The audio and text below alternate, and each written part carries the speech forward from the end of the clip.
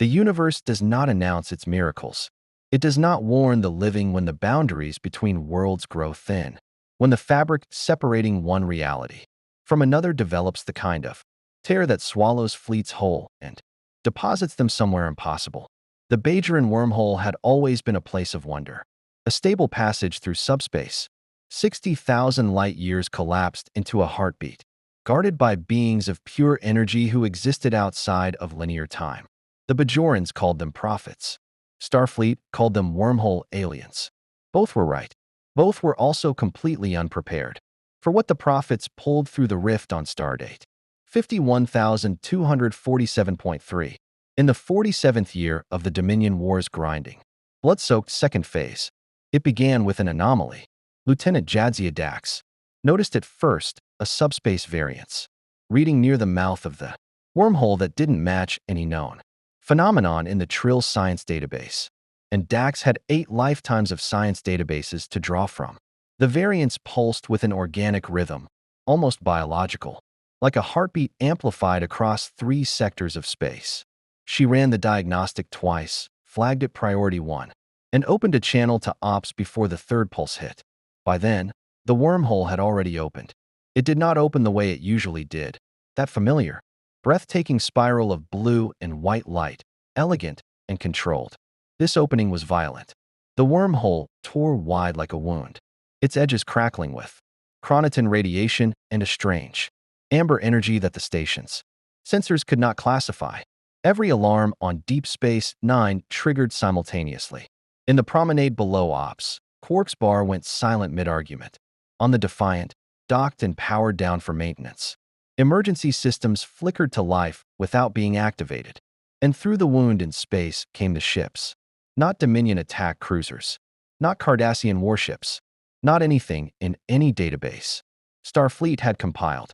In 200 years of cataloging the galaxy's civilizations, they were wooden vessels, long, narrow, impossibly graceful for their primitive construction, their prows carved into the snarling faces of serpents and dragons. Their sails were striped red and white, snapping in a wind that had no business existing in the vacuum of space. Shields held atmosphere around each vessel in a bubble. The prophets had apparently conjured from nothing, because the warriors aboard them were breathing, alive, and very much awake. There were hundreds of ships, thousands of warriors. Red alert, Commander Benjamin Sisko said, his voice carrying the particular calm of a man who had stared down the Borg, survived the destruction of the Saratoga, and argued theology with beings who existed outside of time. All hands to battle stations. Dax, I need a full sensor sweep. Odo, seal the docking ring. Kira, get me a translation matrix on whatever language these people are speaking. Major Kira Nerys was already working her console, her expression caught between professional urgency and something rarer, genuine astonishment. Benjamin, their vessels are constructed from organic materials.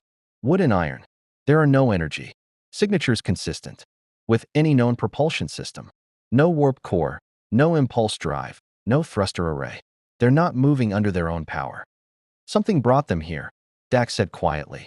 Everyone on the ops deck understood what she meant. The wormhole, the prophets, the entities who had guided Bajorans through centuries of suffering, had reached into whatever reality these warriors called home and pulled them across dimensions. The question that hung unspoken in the recycled air of the station was the same question Sisko had learned to ask carefully, respectfully, and with great patience. Why? On the lead ship, a vessel called the Sea Serpent in a language that predated written English by 3 centuries, a man stood at the prow and looked out at the stars with eyes that had never once in 40 years of living shown fear. Ragnar Lothbrok was not afraid. He was curious. He had always been the kind of man who looked at the horizon and wanted to know what was beyond it. As a farmer's son who became a Viking chieftain, as a chieftain who became a king, as a king who had sailed to England when every other Norseman called it madness. Ragnar had built his entire life on the simple, radical premise that the unknown was not a threat, it was an invitation. Standing at the prow of his longship, surrounded by a sky full of cold stars and orbited by a structure that dwarfed any hull ever built by man or God, he felt that familiar pull in his chest. The world had changed around him again. He had changed with it before. He would change with it now. Behind him, his sons were considerably less philosophical about the situation. Father, Bjorn Ironside's voice was controlled, warrior steady, but his hand rested on the hilt of his sword. Where are we?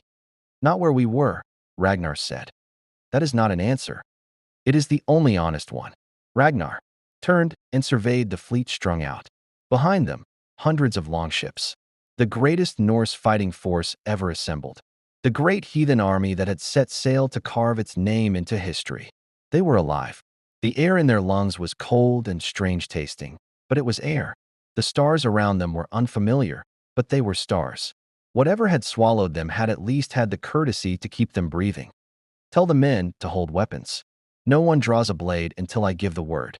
Ivar the Boneless, dragging himself forward on his knuckles with the speed and economy of movement that never failed to unsettle people who underestimated him, fixed his father with a gaze of pure, predatory calculation. And if they attack us first? Ragnar smiled. It was the smile he'd worn approaching the coast of England the first time, the smile of a man who understood that the first moment of contact with the unknown was the most important moment, and that everything afterward depended on how you handled it. Then we show them what we are. If you want to see more characters enter the Star Trek universe, hit that subscribe button and drop the name of a character you'd want to see in the comments below. Live long and prosper. On Deep Space Nine, the Universal Translator was already working, pulling linguistic patterns from the audio pickups Kira had aimed at the fleet. It would take 17 minutes to establish a working translation matrix for Old Norse. Sisko spent those 17 minutes doing what he did best, reading the situation, making decisions with incomplete information, and trusting his instincts.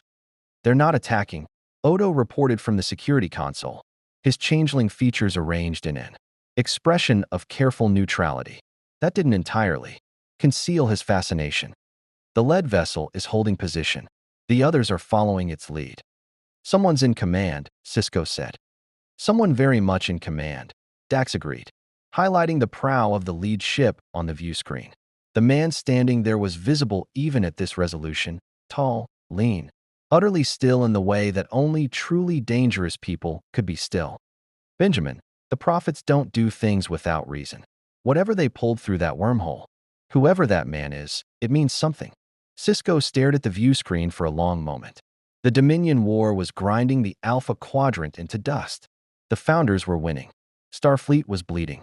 Cardassia had fallen to occupation.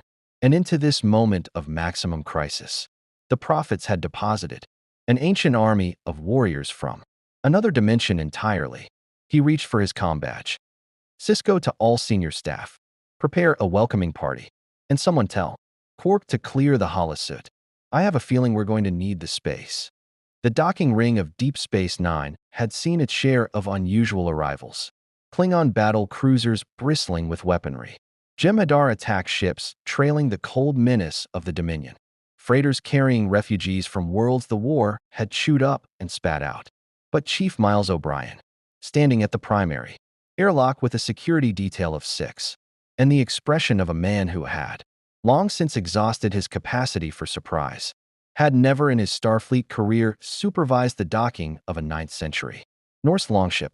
The practical problems alone were considerable. The longships couldn't dock in the conventional sense. Their construction predated the concept of an airlock by 1,000 years. What the prophet's atmospheric bubble allowed, however, was something remarkable. The vessels could pull alongside the station's outer hull, their prows nearly touching the docking ring's exterior, and warriors could cross the gap in the bubble's extended margin of breathable air. It was scientifically absurd.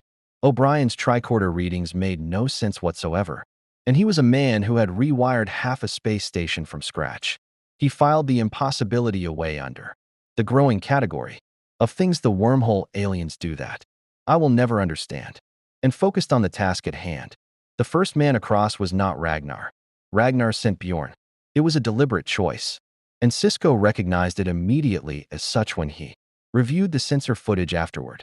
Send the son first, the warrior, the proven fighter, the one whose bearing communicated strength without aggression. Read the reception. Assess the danger. Report back. It was the same logic Starfleet used when sending an away team ahead of command staff. And the fact that a man from 9th century Scandinavia had arrived at the identical tactical conclusion told Sisko everything he needed to know about the intelligence he was dealing with. Bjorn Ironside stepped through the atmospheric margin and onto the station with the unhurried confidence of a man who had walked into foreign halls his entire life and never once found them more threatening than he was. He was enormous, not in the exaggerated way of holonovel heroes, but in the dense, functional way of a man built by decades of combat, sailing, and survival. His beard was long and braided. His eyes were pale and extraordinarily alert, cataloging every detail of the corridor with the systematic efficiency of a trained scout. He looked at O'Brien. O'Brien looked at him. The universal translator, freshly calibrated by Dax's 17 minutes of linguistic analysis, hummed quietly in the air between them. Bjorn spoke. The translator rendered it half a second later, the Old Norse syllables trailing their English shadows like echoes. You are the keeper of this hall. I'm the chief of operations, O'Brien said carefully. Miles O'Brien. This is Station Deep Space Nine. We mean you no harm. Bjorn considered this with the patience of a man who had heard many people claim to mean no harm and had learned to evaluate the claim by what came after it. He looked at the security detail, their phasers holstered but present, their posture alert. He looked at the corridor stretching behind O'Brien, its curved Cardassian architecture, its strange lights, its humming alien technology. He looked up at the ceiling, which was doing something ceilings had no business doing, displaying a slow rotation of sensor data that Bjorn couldn't read but correctly identified as information about the fleet outside. You are watching our ships, he said. We're monitoring them, yes, for everyone's safety. You are afraid of us. O'Brien opened his mouth, reconsidered, and settled on honesty. We're cautious. There's a difference. Something shifted in Bjorn's expression, not quite a smile, but its architectural ancestor. He turned back toward the airlock and called out in Norse. A moment later, Ragnar Lothbrok crossed into Deep Space Nine. The first thing Ragnar did was stop completely still and breathe. He was taking in the smell of the place, recycled air, metal, something chemical and sharp that he had no word for. The faint organic undercurrent of thousands of people living in an enclosed space. Then he looked up at the ceiling, at the walls, at the lights that came from nowhere and went nowhere and simply existed without flame or wick. His expression was not fear. It was not awe exactly. It was the focused, hungry attention of a man encountering something genuinely new and refusing to waste the experience on an emotional reaction before he'd had time to think. He looked at O'Brien and spoke. The translator caught it cleanly. This hall was not built by men. No, O'Brien said. It was built by a people called the Cardassians. We operate it now. You took it from them. It's complicated. Ragnar nodded slowly, as though complicated was an answer he respected more than a simple one. His eyes moved past O'Brien to the corridor beyond, and O'Brien had the uncomfortable sensation of being looked through rather than at, assessed not as a threat or an obstacle, but as a data point in a calculation already underway. I would speak with your Jarl, Ragnar said. Our commander. Yes, he's waiting for you. Commander Benjamin Sisko had arranged the meeting in the wardroom rather than ops, neutral ground. A table, chairs on both sides. The implicit architecture of diplomacy rather than command. He'd brought Dax for her scientific perspective and her 9 lifetimes of experience with unprecedented situations. Kira for her instinctive understanding of people who had survived occupation and come out swinging. And Odo because Odo noticed things no one else noticed, and said so with a directness that Sisko had come to rely on absolutely. What he had not fully prepared for was the physical reality of Ragnar Lothbrok, sitting across a table from him. It wasn't the man's size or his weapons, a sword and a small axe, which Odo had politely asked him to keep sheathed and which Ragnar had agreed to with an ease that suggested he understood the diplomatic gesture without needing it explained. It was something harder to quantify. Sisko had sat across tables from Gul Dukat, from Wayown, from Admiral Ross, from beings who wore power like a second skin. Ragnar wore something different. Not power exactly. curiosity weaponized, intelligence with nowhere to hide and no interest in hiding it. He looked at everything. The replicator in the corner. He watched it produce 2 cups of Ractigino and said nothing. But his eyes cataloged the process with methodical intensity. The view screen showing the fleet outside, he glanced at it once, confirmed his ships were intact, and returned his attention to Sisko without visible anxiety. The trill spots running along Dax's temples and neck. He noticed them, filed them, and asked nothing yet. He was waiting for Sisko to speak first. Sisko appreciated that. "My name is Benjamin Sisko," he said. "I'm the commander of this station and the emissary of the prophets." He watched Ragnar's eyes sharpen at the last title. "Not the first. You came through the wormhole, the passage of light. In our understanding, the beings who inhabit that passage brought you here deliberately." Ragnar was quiet for a moment. "Then, the gods. We call them the prophets. The Bajoran people have revered them for centuries." "And you?" Ragnar asked, looking directly at Sisko with an attention that was almost uncomfortable in its completeness. "Do you revere them?" Sisko considered the question with the seriousness it deserved. "I respect them. I don't always understand them. But I've learned that when they act, there is a reason." "Then we agree," Ragnar said simply. "I have not believed in the gods the way other men believe. But I have seen things that cannot be explained without them." He glanced at the view screen, at the stars beyond. "This is one such thing." Odo, standing at the door with his arms folded in his customary posture of contained watchfulness, spoke for the first time. "You don't seem particularly disturbed by being transported across dimensions into an alien space station." Ragnar looked at him, at the smooth, unfinished quality of his features, at the way he stood, with the particular stillness of something that had chosen a shape rather than grown into it. Something moved behind Ragnar's eyes. Recognition, almost. Not of what Odo was, but of the category. "You are not what you appear to be," Ragnar said quietly. Odo's expression didn't change. "Neither, I suspect, are you." Outside, in the docking ring, 3,000 Norse warriors were beginning to realize that whatever had swallowed their fleet had deposited them somewhere very far from home. The sound of it was building, voices in Old Norse, the stamp of boots on alien metal, the clatter of weapons and shields as men tested the reality of their situation with the tools available to them. It was not yet chaos, but Odo's security teams were stretched thin, and the warriors closest to the station's interior were beginning to push forward, drawn by curiosity or aggression or simple claustrophobia after hours, confined to ships that had no business surviving in space.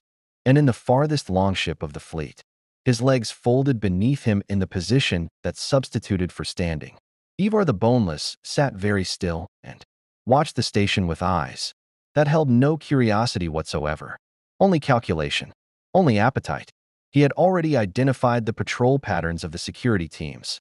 He had already counted the external weapon emplacements, the phaser arrays and torpedo launchers whose purpose he didn't know yet, but whose positioning told him everything about the angles of fire they were designed to cover.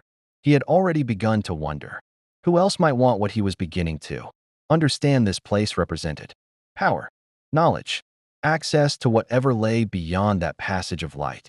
Ivar had never needed gods to justify his ambitions. He needed opportunity. An opportunity, he was already certain, was coming. The Bajoran orbs were kept in the Bajoran temple on the promenade, 7 of them currently residing on the station, each contained in an ornate ark of carved wood and precious metal, each representing a different aspect of the prophet's teaching: the orb of time, the orb of wisdom, the orb of prophecy and change. Kai Wynn had sent 3 additional orbs to DS9 at the outbreak of the Dominion War, reasoning that they were safer in Sisko's custody than on a Bajoran's, vulnerable to orbital bombardment. It was one of the few decisions Sisko and Wynn had ever agreed on without argument. The temple was not a restricted area. Any resident or visitor to the station could enter, sit in its quiet interior, and contemplate the arcs.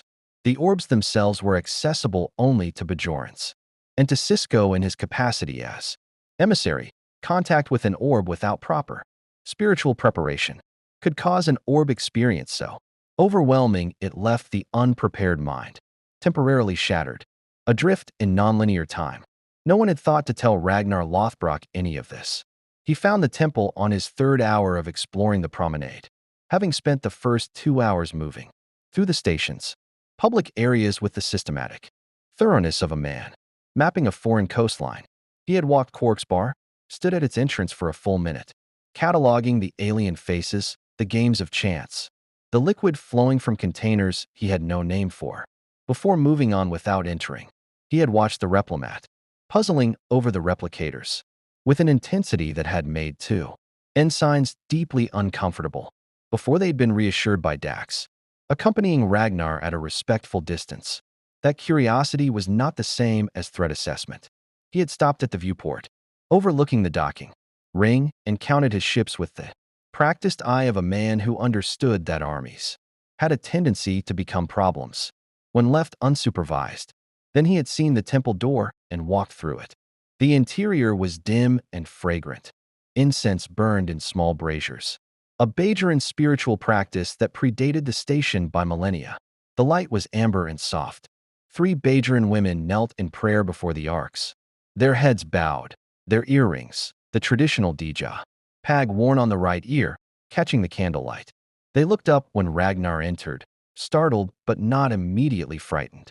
His size and weapons might have alarmed them more if his expression hadn't been what it was, not the predatory assessment he'd worn throughout the promenade, but something quieter, almost reverent. He stood in the center of the temple and felt something. Dax, entering 2 steps behind him, felt her symbiont stir in a way it rarely did. Outside of joining ceremonies and encounters with the wormhole itself, the orbs were radiating something, not more than usual. The arcs contained them adequately, but Ragnar's presence in the room seemed to create a resonance, as though the prophets' artifacts recognized something in the man that the station's sensors could not quantify. These are the gods' relics, Ragnar said. It was not a question. They're called orbs, Dax said carefully. Artifacts of the prophets. They allow glimpses of non-linear time, visions, messages. They're sacred to the Bajoran people. Ragnar walked slowly toward the nearest arc, the orb of prophecy and change, and stopped 3 feet from it. He did not reach for it. He looked at it the way he looked at everything, completely, without pretense, trying to understand rather than impress. I have seen things, he said quietly, not to Dax but to the room, to the amber light and the incense and the women still watching him from their knees. In my life, things that could not be explained. A man whose face I saw before I met him. A battle whose outcome I knew before it began. He paused. I thought perhaps I was simply paying attention more carefully than others. Or perhaps, Dax said, you were always somewhat closer to the prophet's sight than most. Ragnar turned and looked at her with that complete attention of his. You are old, he said. It was not an insult. It was an observation delivered with something close to respect. Not your body. Something inside you. Dax touched her neck where the spots curved toward her collarbone. I'm a joint trill. There's a symbiont living inside me, a separate creature with its own memories. I carry the experiences of 7 other people who lived before me. Ragnar was quiet for a moment. Then, the Norse believe that the dead can speak through those they loved. That wisdom does not end with the body. He tilted his head slightly. Perhaps you are proof of that. Perhaps, Dax said, and smiled despite herself. What happened next was not planned by anyone, and was reviewed afterward by Starfleet Medical, the Bajoran VDEC Assembly, and 3 separate, theoretical physicists with no satisfactory conclusion ever reached. The orb of prophecy and change opened. Not physically. The arc remained closed, its latches secured, but the energy contained within it pulsed outward in a wave of golden light that passed through the arc's housing as though the housing didn't exist. And it reached Ragnar Lothbrok, and it took him. The orb experience lasted 11 seconds by the station's internal chronometer. In non-linear time, in the prophet's time, it lasted considerably longer. Ragnar saw things. He saw the wormhole as the prophet saw it. Not as a passage through space, but as a threshold between what was and what could be. A door held open by beings who experienced all moments simultaneously, and had chosen this one for reasons that felt inside the vision, like the inevitability of tide. He saw DS9 from outside, the station hanging in space like a wheel, and around it a darkness gathering, ships of impossible scale. The cold geometric menace of a Dominion fleet building at the edge of sensor range. He saw his sons, Bjorn standing on the promenade with a Starfleet officer beside him, both looking at something off-frame with expressions of identical grim resolution. Ivar in darkness, his clever hands working at something Ragnar couldn't see, and beside him a figure in a uniform he didn't recognize who radiated a quality Ragnar had learned to identify. Across 40 years of watching, men choose their allegiances. The quality of a person who had decided that winning mattered more than what you won for. He saw himself standing at the prow of a ship again, not a longship. Something else. Something vast and made of light. Then it ended. He was on the temple floor. He didn't remember falling. Dax was beside him, her medical tricorder open and scanning, her expression carefully controlled over something that looked very much like alarm. The three Bajoran women had moved to the door, not fleeing, but giving him space, watching with the particular reverence of people who recognized an orb experience when they saw one. Ragnar. Dax's voice was steady. Can you hear me? Yes. His voice was unchanged. He sat up without assistance, which Dax noted in her medical log as remarkable given that most orb experiences left humanoids disoriented. For 20 minutes minimum. He looked at his hands for a moment, then at the ark. They showed me what is coming. The prophet's visions aren't always literal. A darkness, Ragnar said. Ships. An army that serves a power that wishes to own everything it does not yet own. He looked at Dax. Your people are at war. Yes, Dax said quietly. The Dominion War. It's been. And your enemy is at the door. Dax's comm badge chirped before she could answer. Kira's voice came through, clipped and urgent in the way that meant she was managing her alarm rather than feeling none. Dax, we need you in ops. Long-range sensors are picking up a Dominion fleet on an intercept course. 15 ships. They'll be in weapons range in 4 hours. Dax looked at Ragnar. Ragnar was already standing, his hand resting on the hilt of his sword with the unconscious reflex of a man who had spent his entire life understanding that the space between knowledge and action was the most dangerous space of all. For hours, he said. Tell your Jarl I would speak with him again. His eyes moved back to the ark one final time, to the orb that had opened. For him, without invitation, without preparation, without any of the spiritual framework the Bajoran people had built over centuries to receive such gifts. The golden light was gone. The ark sat silent and sealed. But something in the room had changed in a way that the Bajoran women felt in their Dija Pag and Dax felt in the quiet stirring of Jadzia's symbiote. And Ragnar felt in the place behind his sternum, where he had always kept his certainty about which way the wind was going to blow. The prophets had brought him here for a reason. He was beginning to understand what it was. The wardroom felt smaller the second time. Sisko had added O'Brien and Bashir to the senior staff assembly. O'Brien for tactical engineering. Bashir because the Norse warrior's physiology needed medical baseline documentation, and because Julian Bashir's genetically enhanced mind processed novel situations with a speed that proved useful when novel situations arrived, at the rate of approximately 3 per hour, which was the current rate on Deep Space Nine. The table was crowded. The air carried the particular tension of people who understood that 4 hours was not very much time and that the decisions made in the next 60 minutes would determine how those 4 hours ended. Ragnar sat across from Sisko and listened to the tactical briefing with the focused stillness of a man who had attended many war councils and understood that the most important thing you could do in the first 10 minutes was listen, rather than speak. Dax laid it out plainly. 15 Jem'Hadar attack ships, moving in a standard Dominion intercept formation, the kind used not for exploratory contact, but for the specific purpose of surrounding and neutralizing a target before it could respond. The fleet's trajectory suggested they had been monitoring the wormhole anomaly from a considerable distance and had made their decision about its strategic implications with the cold efficiency that characterized every Dominion military calculation. What the anomaly represented to the founders was straightforward. An unknown variable had appeared at the mouth of the Bajoran wormhole, the Federation's most strategically critical asset in the Alpha Quadrant. Unknown variables were eliminated. It was not cruelty. It was mathematics. How many men does this Dominion command? Ragnar asked when Dax finished. Billions, Kira said flatly. The Jem'Hadar are a genetically engineered soldier species. They don't eat, don't sleep, don't feel fear, and are bred from birth to fight and die for the Founders.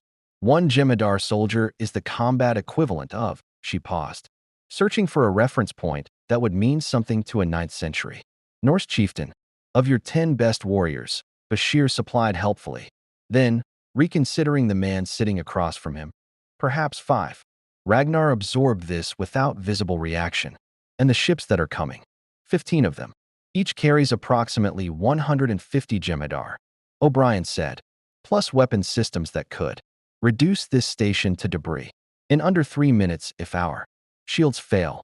Then we must not let the shields fail, Ragnar said. The simplicity of it hung in the air for a moment. Sisko recognized the quality of the statement, not naivety, but the discipline of a commander who understood that complexity was the enemy of action and that the purpose of a war council was to reduce the complex to the executable. The Defiant can hold against 15 ships, Sisko said. Barely. DS-9's weapon systems give us a significant defensive advantage in fixed position. But we're already running at reduced power. We lost 2 phaser arrays in the Dominions. Last engagement near the wormhole. He looked at Ragnar steadily. I won't pretend the timing of your arrival is comfortable. No timing of war ever is, Ragnar said. He leaned forward slightly, resting his forearms on the table in a posture that was simultaneously relaxed and completely engaged. Tell me about this enemy. Not their weapons, their minds. What do they want, and what do they fear? The question reoriented the room in a way that Sisko found himself respecting deeply. Every Starfleet tactical briefing began with weapons and ship counts. Ragnar had gone immediately to psychology, to the deeper architecture of conflict that determined outcomes. Long before the first shot was fired, it was the question of a strategist, not a warrior. Sisko answered it honestly. The Founders were a species of shapeshifters, changelings, who had spent millennia being persecuted by the solid species of the galaxy and had responded by building an empire predicated on control. Their deepest fear was chaos, unpredictability, the unknown quantity that their intelligence networks couldn't map. The Jem'Hadar were instruments of that fear, deployed against anything the Founders couldn't understand well enough to own. Ragnar listened. When Sisko finished, he said, "They fear what they cannot predict." Yes. Then we must be unpredictable. What happened next would be logged in Sisko's official report as a moment of cross-cultural strategic consultation. What it actually was, Kira would say later in private, was watching a 9th century Viking king teach a Starfleet commander something about warfare that Starfleet Academy hadn't thought to include in its curriculum.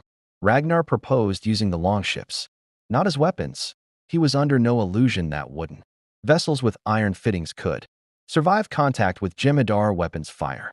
But the fleet of hundreds of ships, each radiating its own organic energy signature and the Prophet's residual atmospheric bubble technology, represented an sensor anomaly of extraordinary complexity.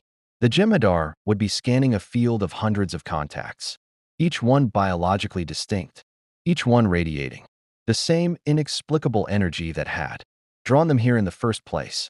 They would be scanning for a threat they could quantify. What they would find instead was a mystery. And mysteries, Ragnar said, made even the most disciplined soldiers hesitate. O'Brien was already working at his console before Ragnar finished speaking, running the sensor simulations with the focused urgency of a man who recognized a workable idea when he heard one. The results came back in minutes. The Norse fleet sensor profile was genuinely extraordinary.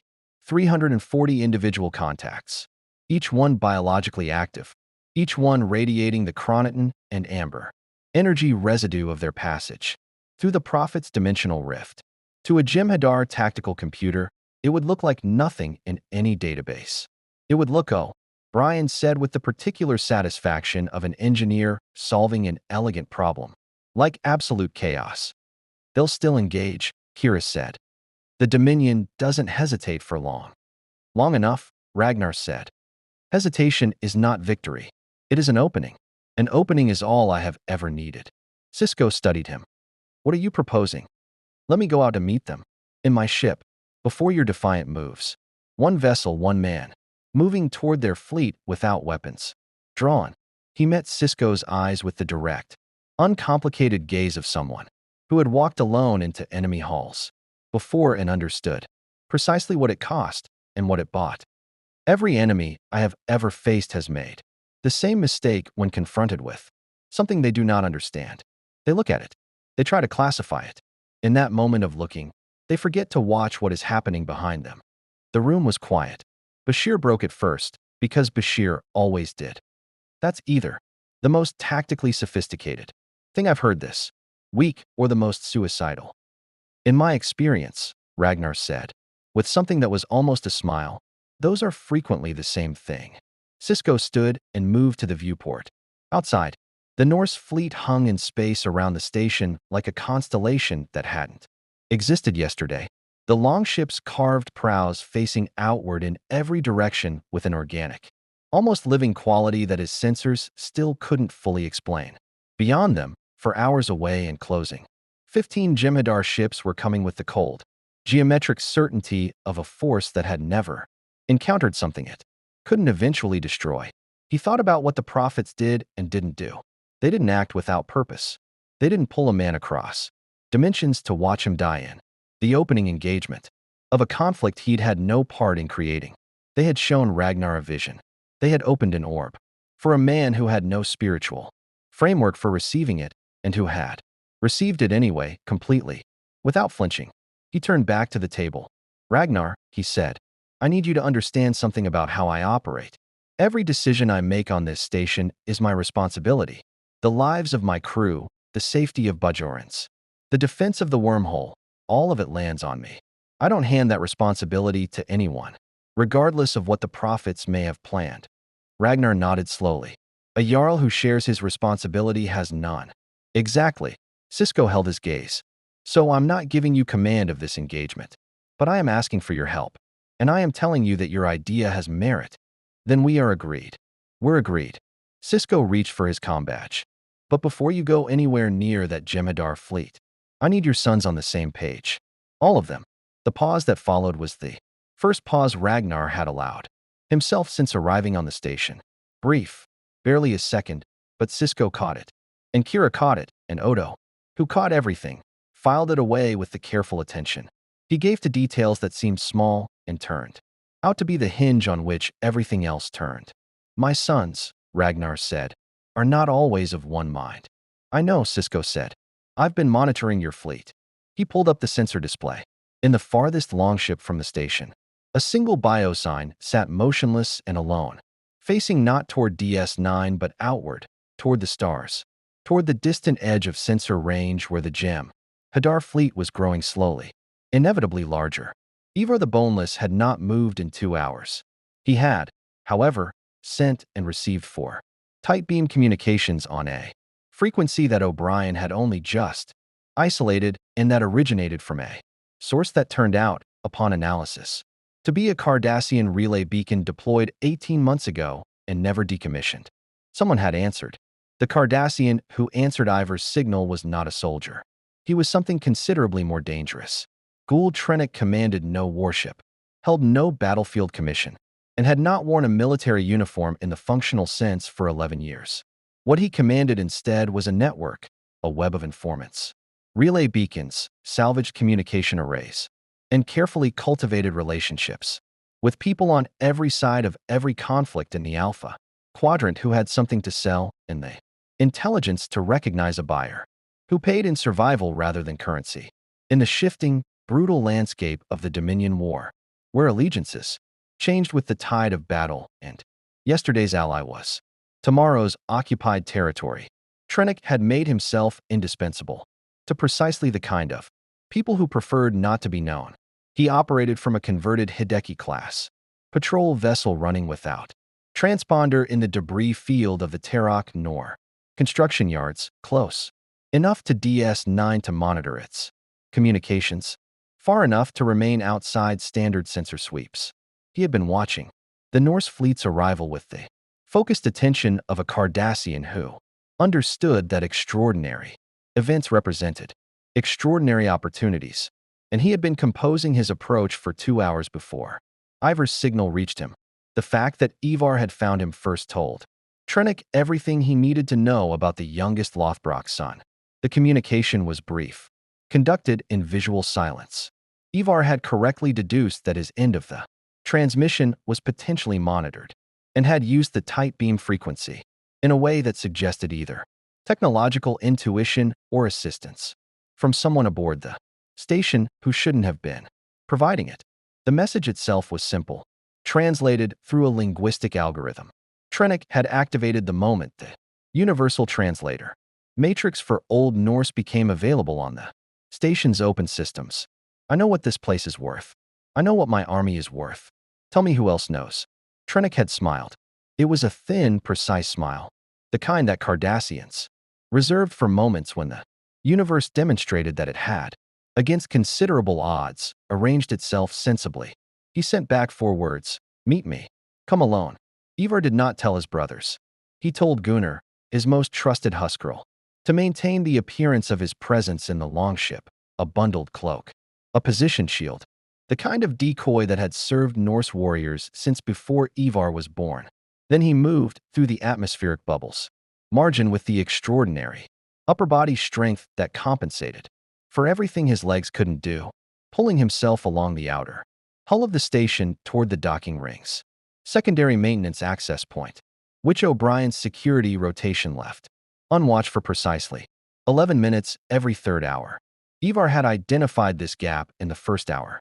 He navigated the station's maintenance corridors with the spatial intelligence of a man whose entire life had been spent compensating for physical limitation with cognitive superiority. Every route memorized from the sensor display he had, briefly accessed through an unwatched terminal on the docking ring. Every junction cataloged, every security checkpoint noted and avoided with the fluid efficiency of someone who had been outmaneuvering larger, stronger opponents since childhood.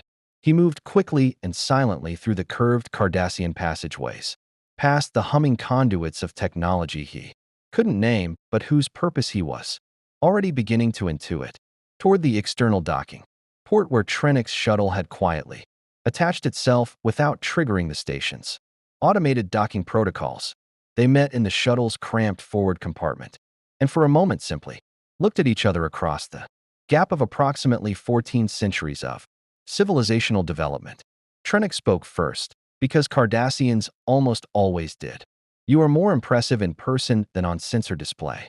Ivar settled himself into the seat across from the Cardassian and studied him with eyes that missed nothing. The gray-scaled skin, the neck ridges, the careful arrangement of features that communicated authority while concealing calculation. Ivar recognized the architecture of it instinctively, because he had spent his entire life reading the faces of men who wanted something, and were deciding how much of that wanting to show. You are afraid of the army my father commands, Ivar said. Not an accusation, a negotiating position. I am interested in it, Trennick said carefully. You are afraid of it, Ivar repeated, with the particular patience of someone who had no interest in preliminary courtesy. 3,000 warriors who cannot be killed by the weapons your enemies use most readily. We have no energy signatures your Dominion opponents can target. We do not require the supply lines that your war has made into vulnerabilities. We are, from a military perspective, a resource that has no equivalent in this conflict. He paused. You are afraid because you are not yet certain you can control us, and things you cannot control frighten you. Trennick was quiet for a moment. Then he did something unusual for a Cardassian in a negotiation. He dropped the preliminary performance entirely and spoke directly. You understand your position with remarkable clarity for someone who arrived here 6 hours ago. I have spent my entire life understanding positions, Ivar said. It is what I do instead of standing. The bluntness of it, the total absence of self-pity or defensiveness, landed with a weight that Trennick hadn't anticipated. He reassessed. He had prepared for a barbarian chieftain, dazzled by technology and susceptible to the standard leverage points. Fear of the unknown, desire for power, attachment to family. What he had instead was something considerably more difficult, a mind that had clearly been sharpened, by the specific kind of adversity that either broke people entirely or produced something extraordinary. What do you want?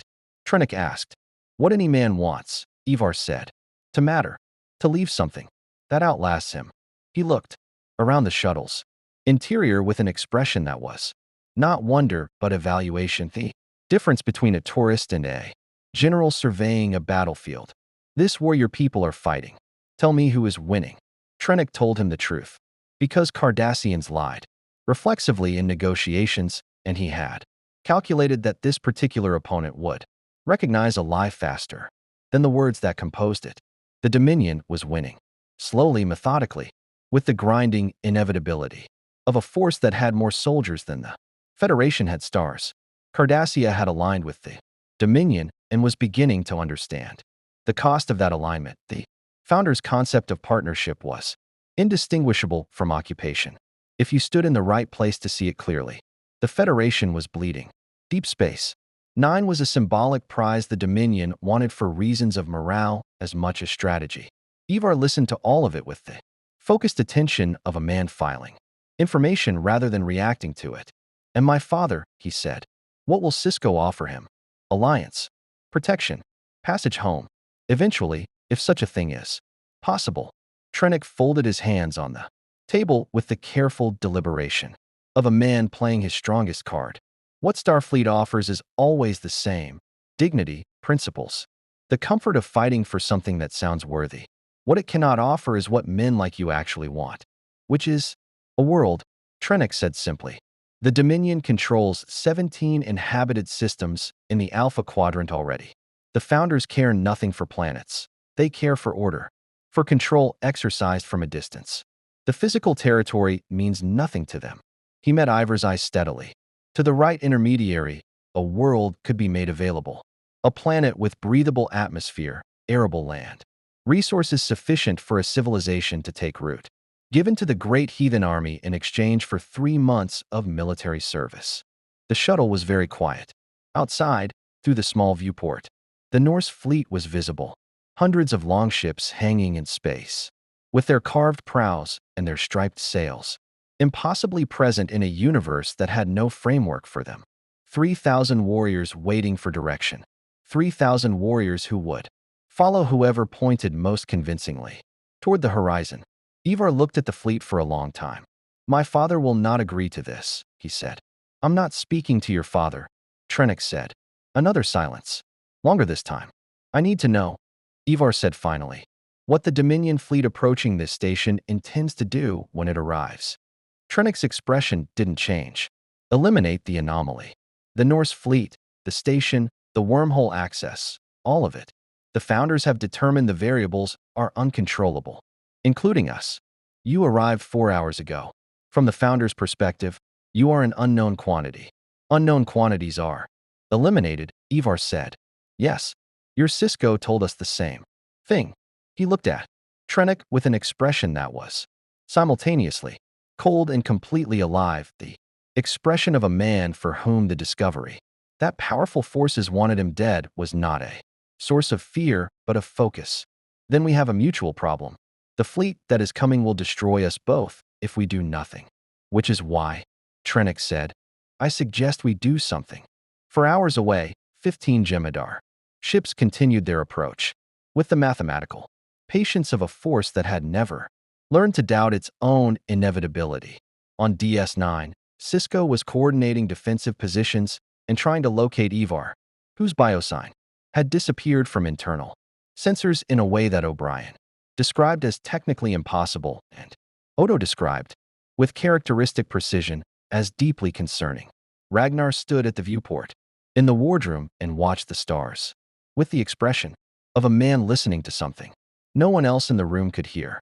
Bjorn found him there and stood beside him in silence for a moment before speaking. Ivar is gone, Bjorn said quietly. I know, Ragnar said. We should find him. We will. Ragnar didn't look away from the stars. But first tell me, what do you see out there? Bjorn looked. Stars, the Norse fleet. The vast darkness between them and the distant threat his father's new allies had described. A battle coming, he said. Yes, Ragnar said. And something else. He finally turned from the viewport and the expression on his face was the one his sons had learned over decades to pay very close attention to, the expression that meant he had already seen 3 moves ahead and was deciding which one to make first. Ivar sees it too.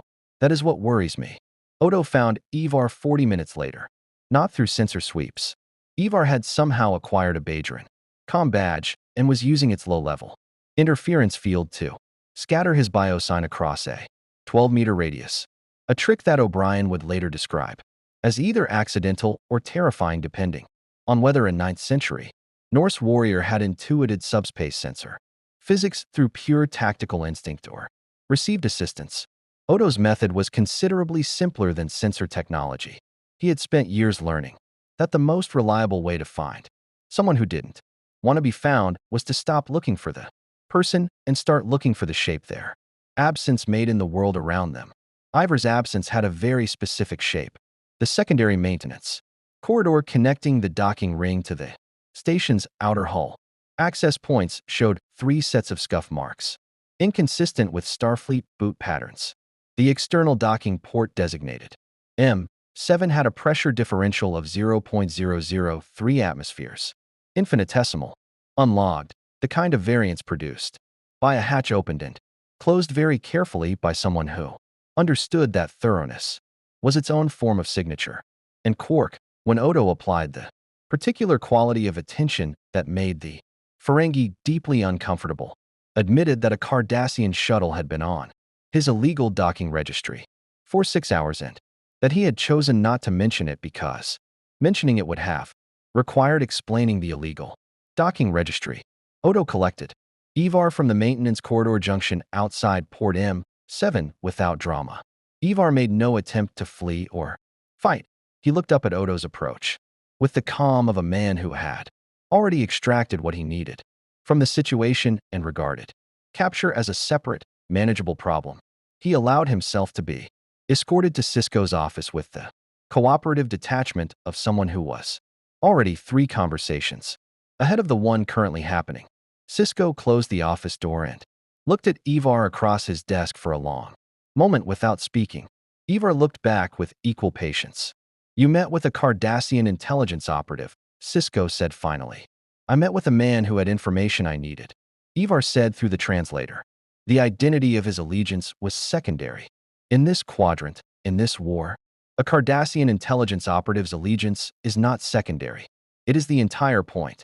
Sisko kept his voice level, with the effort of a man who had learned that anger in an interrogation was information surrendered for free. "What did he offer you?" Ivar was quiet for a moment, not the quiet of evasion but of calculation, of a man deciding how much truth was tactically optimal. "A world," he said. "Land. Territory sufficient for our people to build something permanent.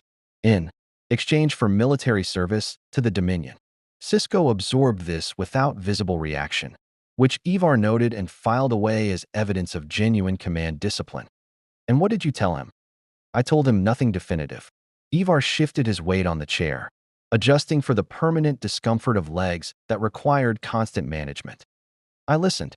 Listening costs nothing and yields everything." He met Sisko's eyes with the directness that seemed to be a Lothbrok family characteristic, delivered in Ivar's case with an additional edge of something that wasn't quite challenge and wasn't quite amusement but occupied the uncomfortable territory between them. "You should know that the Dominion fleet, approaching this station, intends to destroy it completely. The Norse fleet, the station, the wormhole, everything." "We know," Sisko said. "Your Cardassian told me also that the founders consider our army an uncontrollable variable." Ivar's expression didn't change. "They will kill us alongside you if we do nothing. The offer of a world is contingent on our usefulness. Dead armies have no use. So the Dominion offer is already void," Sisko said carefully. "The Dominion offer was always void," Ivar said with the particular contempt of someone who had recognized a trap while it was still being constructed. "These founders offer what they never intend to give. I have known men like that. They speak of reward to motivate and eliminate the motivated. When the work is done." He paused. "I went to learn what I could learn. I have learned it. Now I am here." Sisko studied him for a long moment. The Dominion War had given him extensive experience with moral complexity, with people who operated in the gray space between clear allegiances, who made choices that looked like betrayal and turned out to be survival, who served principles that didn't map cleanly onto Federation values, but were principles nonetheless. He thought about Garrick, who had deceived him consistently for years and saved his life twice. He thought about Odo, who had struggled for seasons with the pull of his changeling nature against his commitment to justice. He thought about his own decisions during the war, the ones he didn't discuss, the ones that kept him awake. "I need to know," Sisko said, "where your loyalty is. Not your father's. Yours." Ivar was quiet for what felt like a very long time. Outside the office viewport, the promenade hummed with the unusual energy of 3,000 Norse warriors navigating an alien space station, the sound of it filtering through the bulkheads as a low, collective murmur punctuated by the occasional crash of something Quark would later bill the Federation for. "My loyalty," Ivar said finally, "is to my family's survival and to something that outlasts us."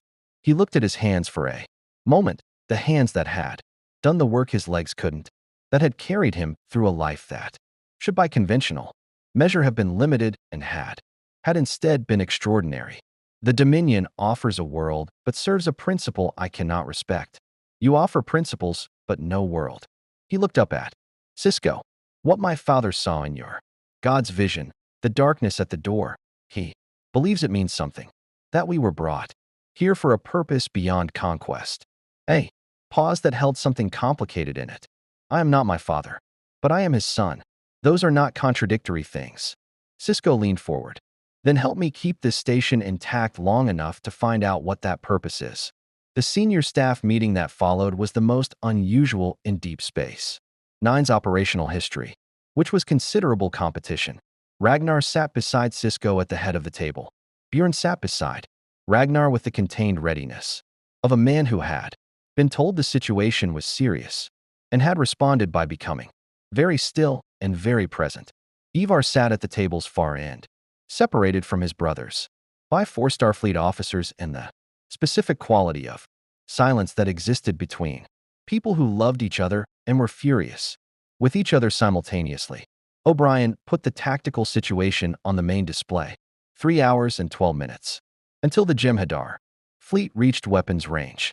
DS-9's defensive capacity at 67% following the previous engagement's damage.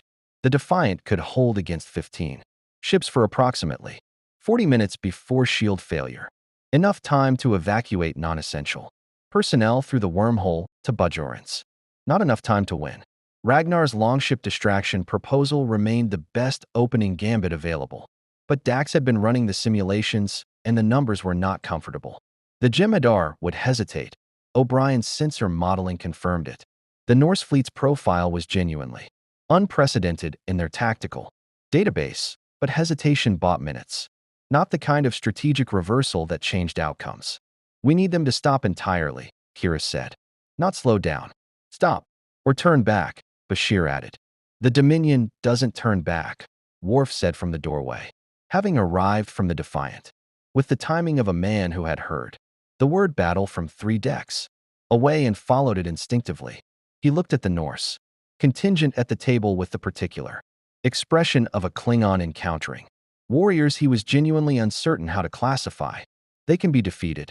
They cannot be intimidated. "Everything can be intimidated," Ragnar said quietly.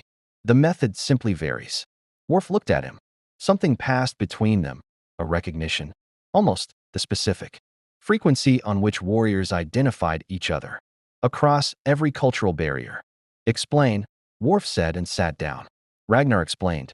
The strategy was built on 3 elements working in precise sequence. The longship distraction was the first 300 ships moving toward the Jem'Hadar fleet in the organic, asymmetric formation of a Norse naval engagement, nothing in any tactical database. Sensors screaming with unclassifiable contacts. While the Jem'Hadar fleet processed the anomaly, the Defiant would execute a flanking maneuver from behind the debris field on the systems. Ecliptic, not engaging, but positioning.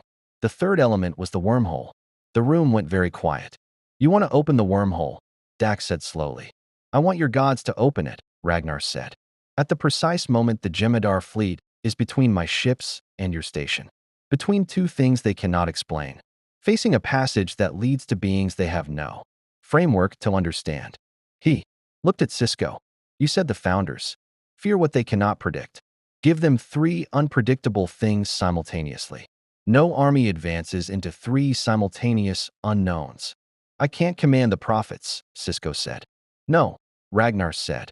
But you are their emissary. Something in his expression suggested he had been thinking about this since the orb vision, since the amber light had reached through the Ark's housing and taken him somewhere outside of time. They brought us here. They showed me what was coming.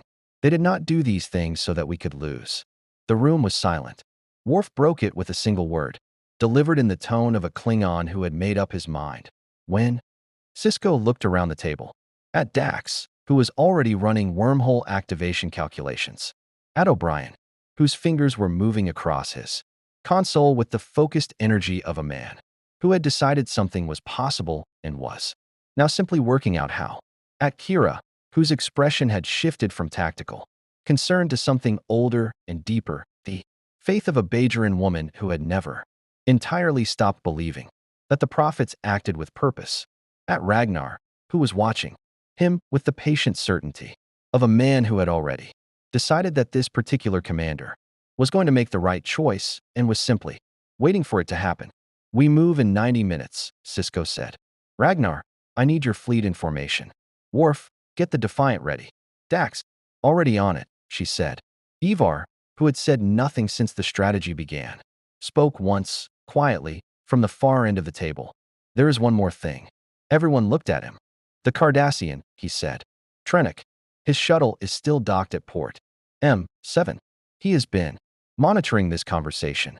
O'Brien was at the security console before Ivar finished the sentence. The scan came back in 4 seconds, a modified listening device. Cardassian manufacture. Embedded in the office ventilation relay and active for the past 2 hours. Sisko closed his eyes for exactly 1 second. Then he opened them, and his expression was the one his crew had learned. Meant that a problem had just been reclassified as a tool. Lock onto that shuttle, he said. Don't destroy it. Don't board it. Just make sure it can't leave. He looked at Ivar with an expression that held something complicated in it. Not quite gratitude, not quite suspicion, but the careful, respectful attention of a man recalibrating an assessment. And next time you gather intelligence on my station, Mr. Ivar, bring it to me first. Ivar met his gaze steadily. Next time, he said, I will consider it. The Norse fleet moved like nothing the galaxy had ever seen. There was no formation in any Starfleet tactical database that resembled it. No algorithm that could have predicted the organic, swarming geometry of 340 longships spreading outward from Deep Space Nine in the asymmetric pattern of a Norse naval engagement translated into three-dimensional space. On a flat sea it would have been recognizable to any Scandinavian sailor of the 9th century as the classic envelopment. Approach, wings spreading wide, center holding, drawing the enemy's attention forward while the flanks curved around to close behind. In three-dimensional space, with no surface to define up or down, it became something else entirely. Something that looked, on the Jem'Hadar tactical displays, like a biological phenomenon, like something alive. The lead ship was Ragnar's. He stood at its prow in the atmospheric bubble the prophets had provided, a thin margin of breathable air and survivable temperature that his instruments couldn't measure because he had no instruments. Only the evidence of his own continued breathing, and looked out at the stars ahead with the expression he wore going into every engagement that mattered. Not calm exactly. Focused. The way a blade is focused, all of its material gathered to a single edge for a single purpose. Bjorn's voice reached him from the ship behind, carried on the communication relay O'Brien had rigged between the Norse fleet and the station, a jury-rigged solution involving modified universal translator frequencies and 3 hours of O'Brien's particular brand of engineering genius, which was the genius of a man who refused to accept that something couldn't be done until he had personally confirmed it couldn't be done, and then found a different way anyway. The enemy ships are responding to our movement, Bjorn said. They're slowing. How much? Ragnar asked. A pause while the sensor data was relayed from DS9's ops through O'Brien's improvised system. 30% reduction in speed. They're redistributing their formation. The lead ships are spreading wider. Ragnar nodded to himself. The hesitation was real. The Jem'Hadar fleet had encountered something outside its tactical parameters and was doing what any disciplined military force did when confronted. With genuine novelty, it was buying time to analyze. The founders, genetic engineering had produced soldiers of extraordinary capability, but capability operated within frameworks, and the Norse fleet existed outside every framework the Dominion had ever constructed. 340 biological contacts, each one radiating dimensional energy residue and the specific chronoton signature of profits, interference, arranged in a pattern that no tactical computer could classify as either military formation or natural phenomenon. The Jem'Hadar were looking, and while they looked, the Defiant was moving. Worf brought the Defiant around the system's ecliptic with the precise, aggressive competence that had made him one of Starfleet's most respected tactical officers, a reputation built on the Klingon understanding that the purpose of positioning was not merely to place yourself advantageously, but to place your enemy disadvantageously, and that these were not the same thing. The debris field of the old Cardassian construction yards provided cover for a ship running on minimal power, shields at 10%, weapons offline, impulse engines throttled to a whisper. On the Jem'Hadar's sensors, the Defiant's profile was negligible, a ghost reading at the edge of the debris field's own substantial interference. At the tactical console, Worf watched the Norse fleet's sensor returns with an expression that had been cycling for the past hour between professional assessment and something that took him longer to identify because he experienced it rarely. Admiration. The Klingon concept of Hegbat, the right to an honorable death, held that a warrior's ultimate dignity was in how they faced the end. But there was a preceding concept, less discussed, that addressed how a warrior moved through the space before the end. Molapoch, roughly, the walk that makes the enemy uncertain. The walk that says, I have already considered your response, and I am not concerned by it. Ragnar Lothbrok's longship, moving alone at the point of the Norse formation directly toward 15 Jem'Hadar attack ships, was the purest expression of Molapoch Worf had ever seen from a non-Klingon. He filed that observation away for later and focused on his console. On the Jem'Hadar flagship Dominion's Clarity, First Yakinturul stood at the tactical display with the coiled, precise energy of a soldier bred for moments exactly like this one and experiencing something his genetic engineering had not entirely prepared him for. It was not fear, the Jem'Hadar had fear engineered out of them with the same thoroughness that the founders had engineered in loyalty.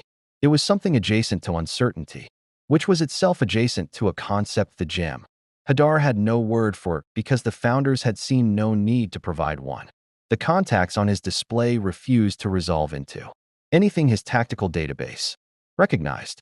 Analysis, he said to his Vorta administrator, Kilana, who stood at the adjacent console with her customary expression of composed, slightly condescending helpfulness. The objects are constructed from organic materials, Kilana said, her voice carrying the specific quality of a Vorta who was finding the situation interesting and was aware that finding it interesting was itself interesting. Wood, iron, animal fiber. No energy weapons. No shields. No propulsion systems of any kind. She paused. They are moving, however. I can see that they are moving. The energy signature causing the movement is consistent with the wormhole anomaly we detected 6 hours ago. The Prophet's interference. Kilana tilted her head slightly. The Bajoran wormhole entities appear to be providing locomotion to wooden ships in space. First Yakinturul. I confess this is outside my operational briefing. The lead ship, one vessel, slightly ahead of the others. Its carved prow depicting a creature that Kalana's cultural database identified as a Norse mythological sea serpent, was continuing its approach without deviation. No weapons deployed. No defensive posturing. simply moving forward with the unhurried, absolute certainty of something that either didn't recognize the threat ahead of it or didn't care. Yakinturul had faced Federation starships, Klingon battle cruisers, Cardassian warships, and the monstrous organic vessels of species 8472. He had never faced a wooden boat crewed by humans from another dimension sailing through space on divine wind. Hold position, he said. Kilena looked at him. Among the Vorda, looks were a primary communication medium, and this particular look said, the founders will want an explanation for that order. Hold position, Yakinturul repeated. We analyze before we engage. Those are not Federation contacts. Whatever they are, destroying them before we understand them may eliminate information the founders require. It was the right tactical decision. It was also exactly what Ragnar had predicted. On DS9, Sisko stood in ops with his eyes on the sensor display and his comm badge open too. Ragnar's relay frequency. Around him his crew moved, with the disciplined urgency of people who had been in crisis situations often enough to have developed their own specific rhythms. Dax at the science console, her fingers moving across the panel with 8 lifetimes of practiced precision. Kira managing the station's defensive systems with the focused ferocity of a woman who had been defending Bajorans in one form or another since she was old enough to hold a weapon. O'Brien splitting his attention between the improvised Norse communication relay and the phaser array repairs he was somehow managing to continue simultaneously. The Jem'Hadar fleet had stopped, not slowed, stopped.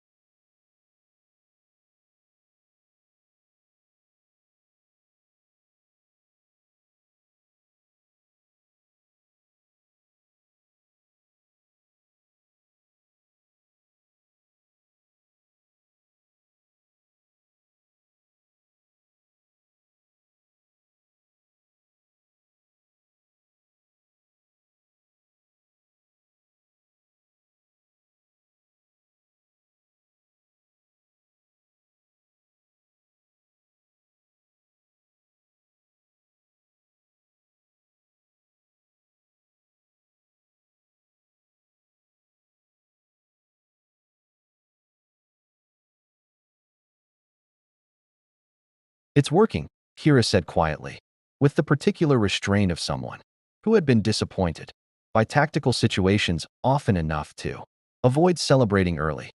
It's buying time, Sisko corrected. Ragnar, how close are you? The relay crackled, the sound of space translated through improvised technology, carrying beneath it the faint atmospheric resonance of the prophet's bubble, a sound that Kira had once described as what she imagined the celestial temple sounded like from the outside. Close enough, Ragnar's voice came back. The enemy fleet has stopped moving. They are looking at us. They're analyzing your energy signature. How long before they decide to stop looking and start fighting? Dax answered before Sisko could. At current Jem'Hadar tactical response parameters, analysis phase runs between 8 and 12 minutes for genuinely anomalous contacts. We're 4 minutes into it. Then we have 8 minutes, Ragnar said. Open the door. Sisko turned to Kira. The look that passed between them was the compressed communication of people who had worked alongside each other through years of genuine crisis, a look that contained the entire conversation about whether this was the right moment and whether the prophets would respond and whether faith was the appropriate framework for a tactical decision. And that resolved itself in approximately 1 second into a shared acknowledgement that they were past the point where that conversation was useful. Major, Sisko said. Kira closed her eyes for exactly 3 seconds. When she opened them, her hand was already moving to the console, not to a mechanical control but to the orb interface. The dedicated relay Starfleet had installed at Bajoran religious insistence that connected the station's systems to the orb of prophecy and changes arc housing. She touched it with the specific, practiced reverence of a Bajoran woman who had been praying since childhood and understood the difference between asking and demanding. She asked. The wormhole opened. It opened the way it had opened when it first brought the Norse fleet through, not with its usual elegant spiral, but with violence. With amber light and chronoton fire. A wound in space that blazed between the Jem'Hadar fleet and deep space. 9 like a wall of impossible radiance. The sensor returns from the Jem'Hadar ships spiked immediately. Every contact in the fleet registering. The massive energy output. Every tactical computer attempting to classify a phenomenon that had never been classified because it was, at its fundamental level, unclassifiable. The prophets did not speak. They did not appear.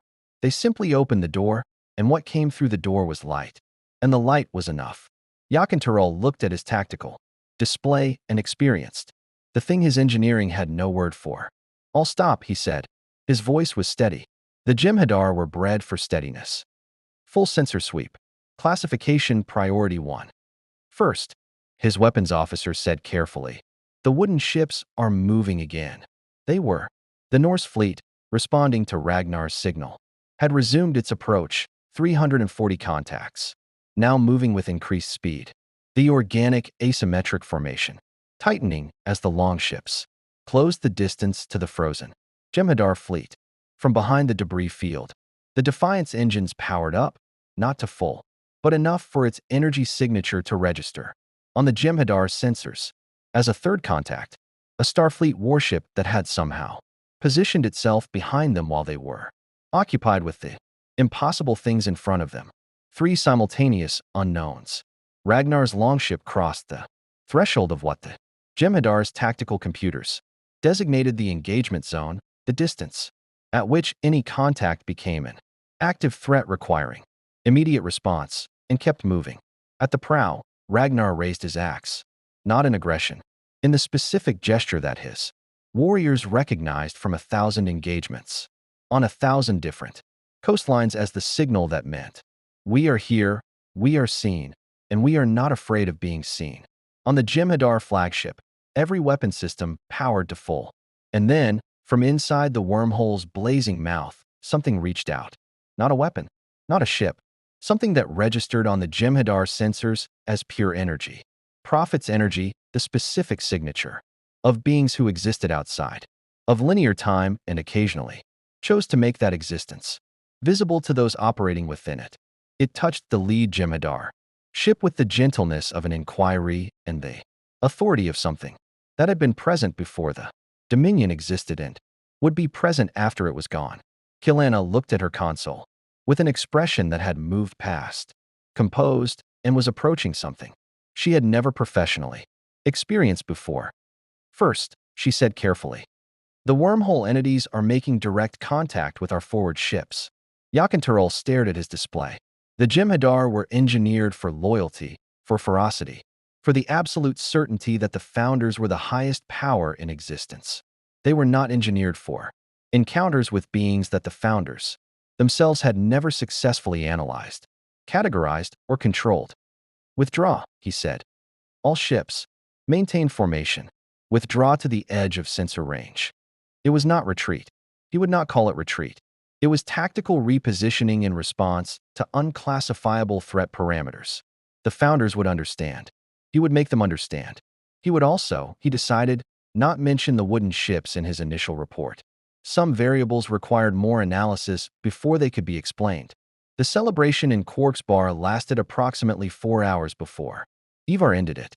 Not dramatically. He didn't overturn tables or silence the room with a declaration.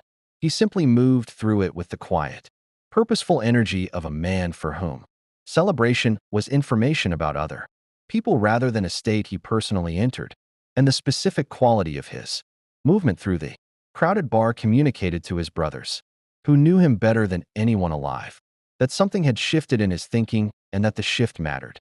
Bjorn caught it first. Ub caught it second. By the time Ivar had settled himself at the bar's far end and ordered something from Quark that the Ferengi correctly identified as the strongest available option, Bjorn was already moving toward him, and Ub was already moving toward Bjorn. Hvitserk was still celebrating. Hvitserk was frequently still celebrating when everyone else had stopped. It was one of his defining characteristics and not always a liability. The bar around them was extraordinary, 3,000 Norse warriors distributed across the promenade and Quark's establishment in various states of wonder, aggression, and curiosity, having spent the past 4 hours experiencing what happened when 9th century Scandinavians encountered replicators, holosuits, Ferengi business practices, and Bajoran spring wine simultaneously.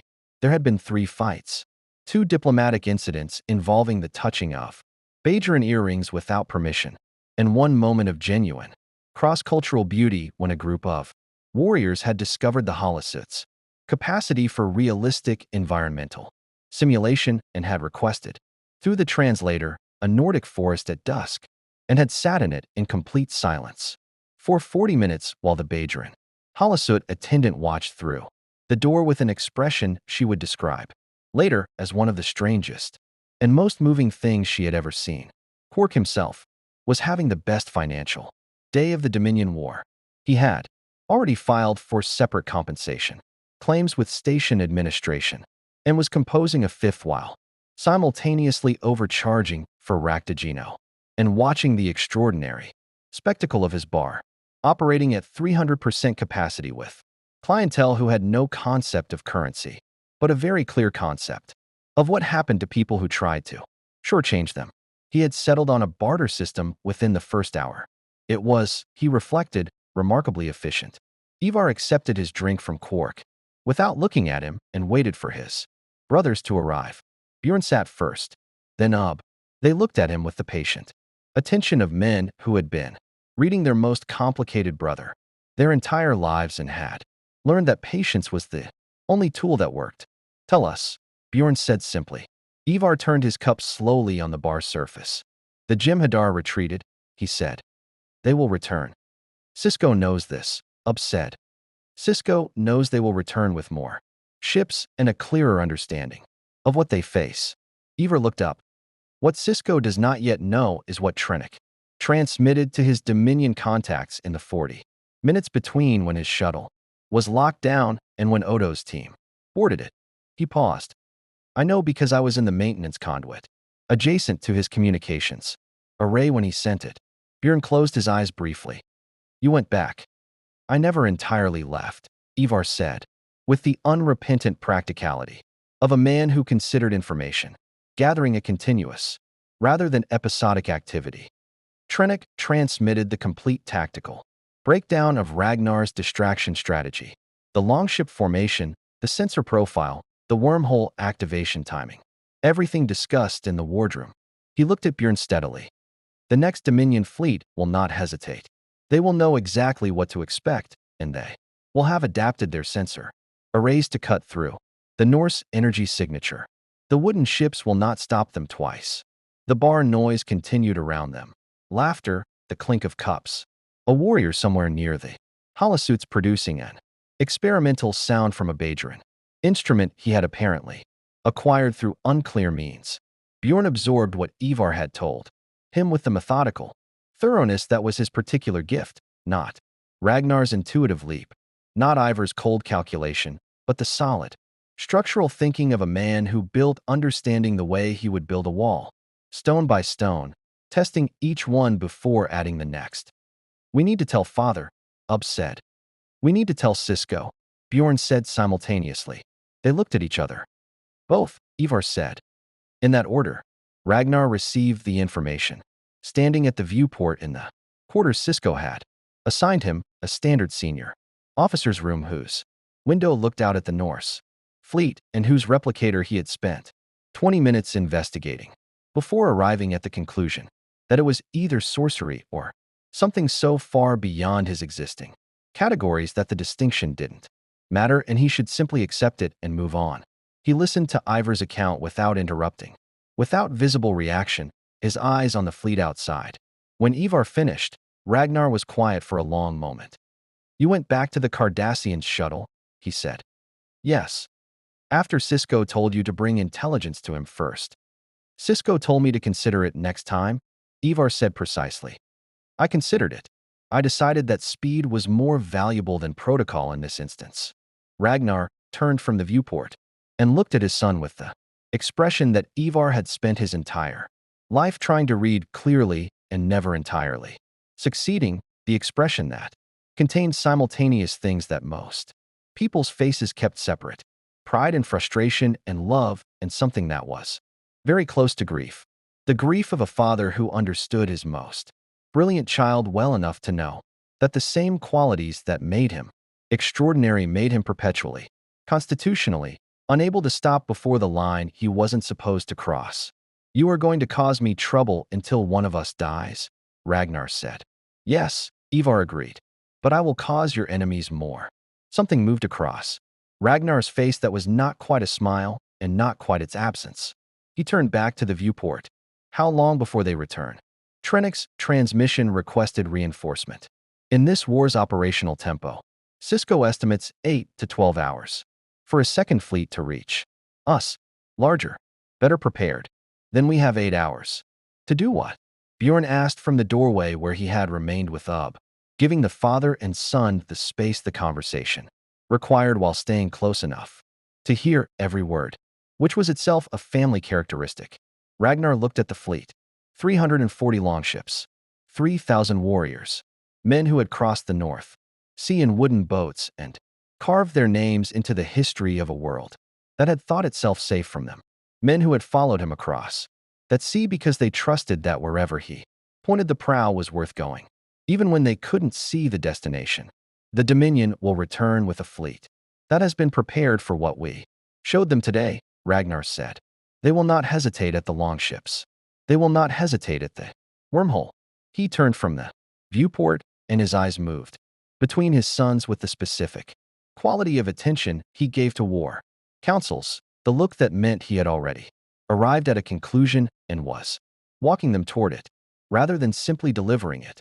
Because delivery without understanding was an order, and understanding without delivery was philosophy, and what he needed from his sons was neither. The distraction worked because they did not know what we were. They know now, so we must become something else. We cannot become something else, Ub said carefully. We are warriors. We have axes, swords, longships. We have no weapons that can harm those ships. We have something better than weapons, Ragnar said. Tell us, Bjorn said. We have Ivar. The room was quiet. Ivar looked at his father with an expression that contained more than his face usually allowed. Something opened in it briefly. The specific vulnerability of a person who had spent a lifetime being the most capable person in every room and the one least expected to be valued for it by the person whose valuation mattered most. Explain, Ivar said, and his voice was carefully level. Ragnar sat down and leaned forward in the way he did when he was about to say something that required complete attention. The Dominion fleet, when it returns, will be configured to cut through our sensor interference and engage us directly. They will target the longships first, eliminate the distraction, then take the station. He looked at Ivar. But Trennick's shuttle is still aboard this station. Locked down, Sisko said. Not destroyed. Ivar's eyes sharpened. You want to use it? I want you to use it, Ragnar said. You understand their technology better than anyone among us after 6 hours of study. You understand Trennick's communication systems. You have already demonstrated you can operate within their networks without detection. He held Ivar's gaze. I want you to take that shuttle into the Dominion fleet when it arrives and find their weakness from inside it, the way you have always found weakness from the inside, from the place no one thinks to look. You want me to infiltrate a Dominion fleet of how many ships? Ivar asked Bjorn. Bjorn looked at the ceiling with the expression of a man who wished. The ceiling offered better answers. Sisko estimates between 30 and 50. 30 to 50 ships, Ivar repeated. Alone, in a stolen Cardassian shuttle. Looking for a weakness I have not yet identified in a military structure I have known about for 6 hours. Yes, Ragnar said. A very long pause. This is insane, Ivar said. Every good plan is, Ragnar said. You know this. They brought it to Sisko together, all 4 brothers, Ragnar at the center, which was not where he usually positioned himself, but which felt correct. For this particular conversation, Sisko listened to the proposal in the complete, focused silence that his senior staff had learned to recognize as the silence of a commander processing something at full capacity, rather than waiting for a pause to speak. When Ragnar finished, Sisko looked at Ivar for a long moment. You understand, Sisko said carefully, that what you're describing is an infiltration mission into a Dominion fleet of potentially 50 ships, alone in a vessel whose Cardassian IFF signature may or may not be recognized as hostile depending on how thoroughly the Dominion has updated its recognition protocols in the past 6 hours. Yes, Ivar said, and that if they identify the shuttle, you will be destroyed before you can transmit anything useful. Also yes, and that you have approximately 6 hours of total experience with this technology, this quadrant, and this enemy. Ivar looked at him steadily. Commander Sisko, I have spent my entire life being underestimated by people who looked at my legs before they looked at my eyes. I have won every battle I have entered by being in a place my enemies did not expect and doing a thing they did not predict. He paused. 6 hours of experience is 6 hours more than they expect me to have. Sisko was quiet for a long moment. Then he turned to O'Brien. Chief, I need Trennick's shuttle retrofitted with a Starfleet sensor relay and a secure transmission burst system in 6 hours. Oh, Brian looked at the ceiling with the expression of a man calculating the impossible. I can do it in 5, he said, but I'm going to need help. Ivar met his eyes. Tell me what to carry. O'Brien blinked, then nodded slowly, with the respect of one practical man recognizing another. Come with me. They left together, the chief of operations of Deep Space 9 and the son of Ragnar Lothbrok, walking side by side through the curved Cardassian corridors toward the maintenance bay, already talking. O'Brien's hands moving in the descriptive gestures of an engineer explaining a system, and Ivar's head tilted in the focused attention of a man who learned by listening and forgot nothing. Ragnar watched them go. Bjorn stood beside him. You are sending him into the fire, Bjorn said quietly. I am sending him to the place where he is most himself, Ragnar said. There is a difference. He turned back to the viewport and the fleet beyond it, and the stars beyond that, and whatever was coming through them. The second Dominion fleet arrived in 43 ships, not the 8 to 12 hours. Sisko had estimated 7 hours and 19 minutes, which meant either the founders had a staging fleet closer than Starfleet's intelligence suggested, or the contents of Trennick's transmission had elevated the strategic priority of Deep Space 9 from significant to critical in the founders' operational calculus. Neither possibility was comfortable. Both were consistent with a military intelligence apparatus that had been outmaneuvering Starfleet for 2 years and had not arrived at its current dominance. Through carelessness, Dax identified the fleet on long-range sensors at maximum range and had 40 minutes of warning, 40 minutes in which DS9's crew moved with the compressed, focused efficiency of people who had been in this position before and understood that the difference between surviving and not surviving a Dominion engagement at these odds was measured in the quality of decisions made before the first shot was fired. O'Brien had the phaser arrays at 83%, not the 100% he'd wanted, but the ODN relay connecting Array 7 to the primary power grid had a fault that 3 hours of work hadn't resolved and that he had finally addressed by routing power through the secondary EPS conduit in a configuration that technically violated 3 separate Starfleet engineering protocols and that he had decided Starfleet could argue with him about later. The Defiant was positioned differently, this time not behind the debris field but inside it, running completely dark. Every system except life, support and passive sensors, powered down to the absolute minimum, required to keep 11 crew members alive and the ship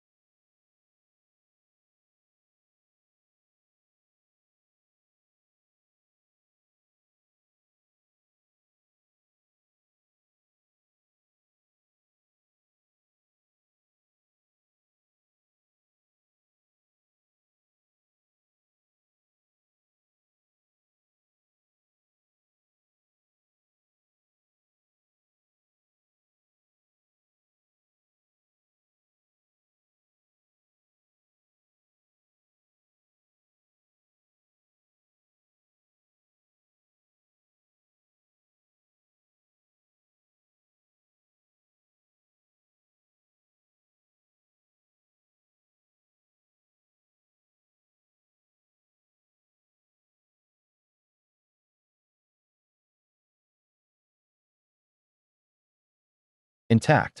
Worf sat at the tactical console in the dark and silence of a vessel pretending not to exist, and the particular quality of his stillness was the stillness of a Klingon who had decided that this was a good day to fight and was conserving everything for the moment that decision became relevant. The Norse fleet held position around DS9. It was a different formation than the previous engagement, not the spreading envelopment of the first encounter, but a tighter, concentric arrangement.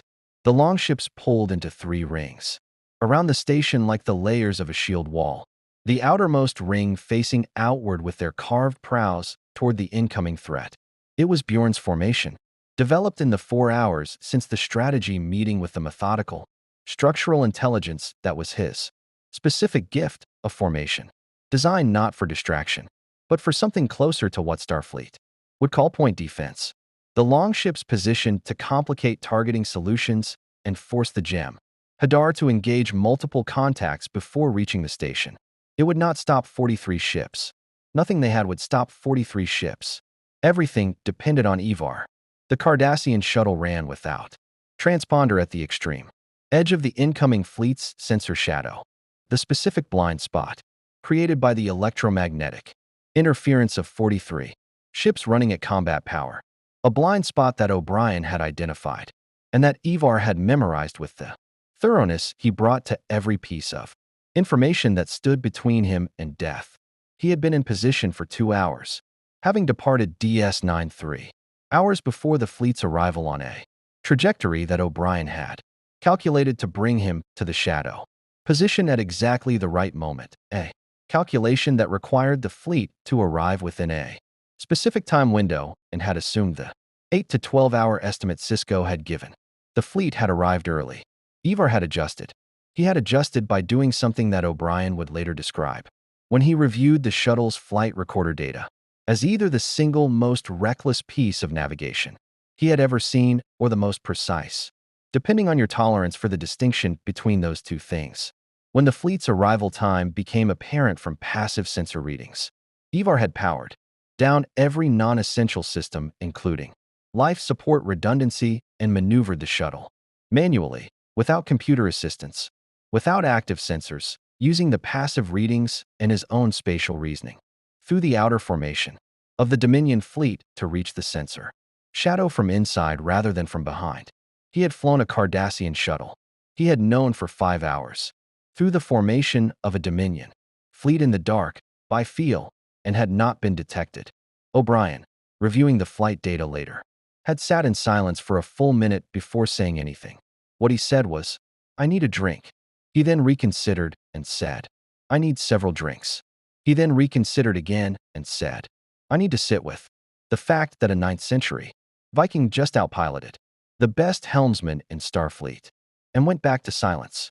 Inside the shuttle, Ivar had no awareness of being extraordinary. He was simply doing what the situation required, which was what he had always done, which was finding the thing that needed doing and doing it with every capability available to him, regardless of what anyone, including himself, had previously believed those capabilities to be. He sat at the console O'Brien had configured for him, simplified controls, large displays, the translation matrix running continuously over every system label and readout, and worked the sensor relay with the focused patience of a man reading a battlefield from a high place. The Dominion fleet's formation told him things. It told him that the fleet commander had been briefed thoroughly on the previous engagement. The formation was specifically configured to minimize exposure to the Norse fleet's sensor interference, with the lead ships running modified sensor arrays that O'Brien had correctly predicted would cut through the longship profile. It told him that the wormhole was a secondary priority. The fleet was angled to engage DS9 directly rather than positioning to blockade the wormhole mouth, which meant the founders had decided that the station's elimination was more strategically urgent than preventing wormhole access. It told him that the fleet was configured for overwhelming force engagement, not surgical precision. 43 ships against a significantly weakened station was not a tactical deployment. It was a statement, and it told him something else. The formation had a gap, not a large gap, a variance of approximately 3 degrees In the coverage, arc of the fleet's port flank, created by the modified sensor array, configuration on the lead, ships pulling their field of coverage forward to address the Norse fleet's interference. 3 degrees was nothing in conventional tactical terms. 3 degrees was the difference between a shield wall with no gap and a shield wall with a gap you could put a knife through, if you knew exactly where to put it and exactly when. Ivar knew exactly where and exactly when. He opened the sensor relay, the burst transmission system O'Brien had installed, configured to compress data into a microsecond pulse that would be nearly undetectable in the electromagnetic noise of 43 combat-powered ships, and sent everything to DS9. In ops, Dax caught the transmission burst at 0347 station time and had the data decoded and displayed on the main tactical board in 90 seconds. The gap in the Dominion formation was immediately apparent to every Starfleet eye in the room, a 3-degree variance that meant nothing to an enemy that didn't know it existed and everything to a ship that did. The Defiant, Kira said. The Defiant, Sisko confirmed. He opened the channel to Worf's darkened ship in the debris field. Worf, we have targeting data. Worf's voice came back in the specific register of a Klingon who has been waiting in the dark for several hours and is extremely ready to stop waiting. Transmit. The data went. In the debris field, the Defiant systems powered up in the sequence O'Brien had programmed. A cold start designed to minimize the power surge that active sensors would detect, bringing weapons online before engines, shields before communications. The tactical systems first because Worf had been consulted on the startup sequence and had made his priorities clear. The Jem'Hadar fleet was 6 minutes from weapons range of DS9. Ragnar was on the lead longship. The signal from Ivar had reached him through the relay, not the tactical data, which meant nothing in those terms, but the fact of it. The confirmation that his son was alive and had found what he went to find. Ragnar stood at the prow and felt the fleet around him with the awareness he'd always had of forces in motion, the spatial sense that had made him a great raider and a greater king, the understanding of where things were and where they were going and what the gap between those two states represented. He had discussed the next part with Sisko. Sisko had not liked it. Ragnar had explained it until Sisko understood that not liking it and having a better option were different things, and that the absence of a better option made the first thing the right thing regardless of how it felt. The longships moved, not the spreading envelopment of the first engagement, not the concentric defense formation Bjorn had built. Something different, a deliberate, aggressive compression. The 3 rings collapsing inward and then driving outward in a single direction. 340 longships, accelerating toward the port flank of the Dominion fleet at the precise 3-degree gap Ivar had identified, in the tight formation of a Norse wedge, the oldest and most reliable attacking shape in the Norse tactical vocabulary. The wedge, point forward, flanks angled back, the entire mass of the force driven through the smallest possible frontage at the highest possible speed. On a 9th century, it broke shield walls, carved through formations, created chaos at the point of contact that spread backward through the enemy line like a fracture through stone. In space, against 43 Dominion ships, it was not going to break anything, but it was going to fill that 3-degree gap with 340 biological contacts, each one radiating the Prophet's energy signature, each one a targeting problem. The Jem'Hadar's modified sensor arrays would have to resolve individually because the arrays were configured for long-range profile discrimination and were not optimized for close-range mass contact resolution. The Jem'Hadar fleet's port flank turned to meet the longships, and the Defiant came through the gap. Worf brought it in at full impulse with weapons hot and targeting solutions already locked from Ivar's data, the specific power conduits, shield generator nodes, and weapons array junctions that the sensor relay had identified on the 4 lead ships of the Dominion formation. The Defiant was 1 ship against 43, but 1 ship in the right place at the right moment with the right targeting. Data was not 1 ship in any meaningful tactical sense. The first spread of quantum torpedoes hit the lead Jem'Hadar ship's shield generator node with the precision of a blade between armor plates, not destroying the ship but collapsing its shields completely, leaving it exposed, in the center of its own formation with nowhere to retreat that didn't put it in the path of its own fleet's weapons. The second spread hit the ship behind it on the same node, same result. The third spread was already in the air before the first impacts registered on the Dominion fleet's tactical systems. Chaos. Not the chaos of a battle going badly. The chaos of a formation that has been hit from an unexpected direction by an asset it believed neutralized, in a gap it didn't know existed. With targeting precision it had no framework to explain. The Jem'Hadar were extraordinary soldiers. They adapted. They would adapt to this. But adaptation took time. And time was the one resource the Defiance assault was specifically designed to consume.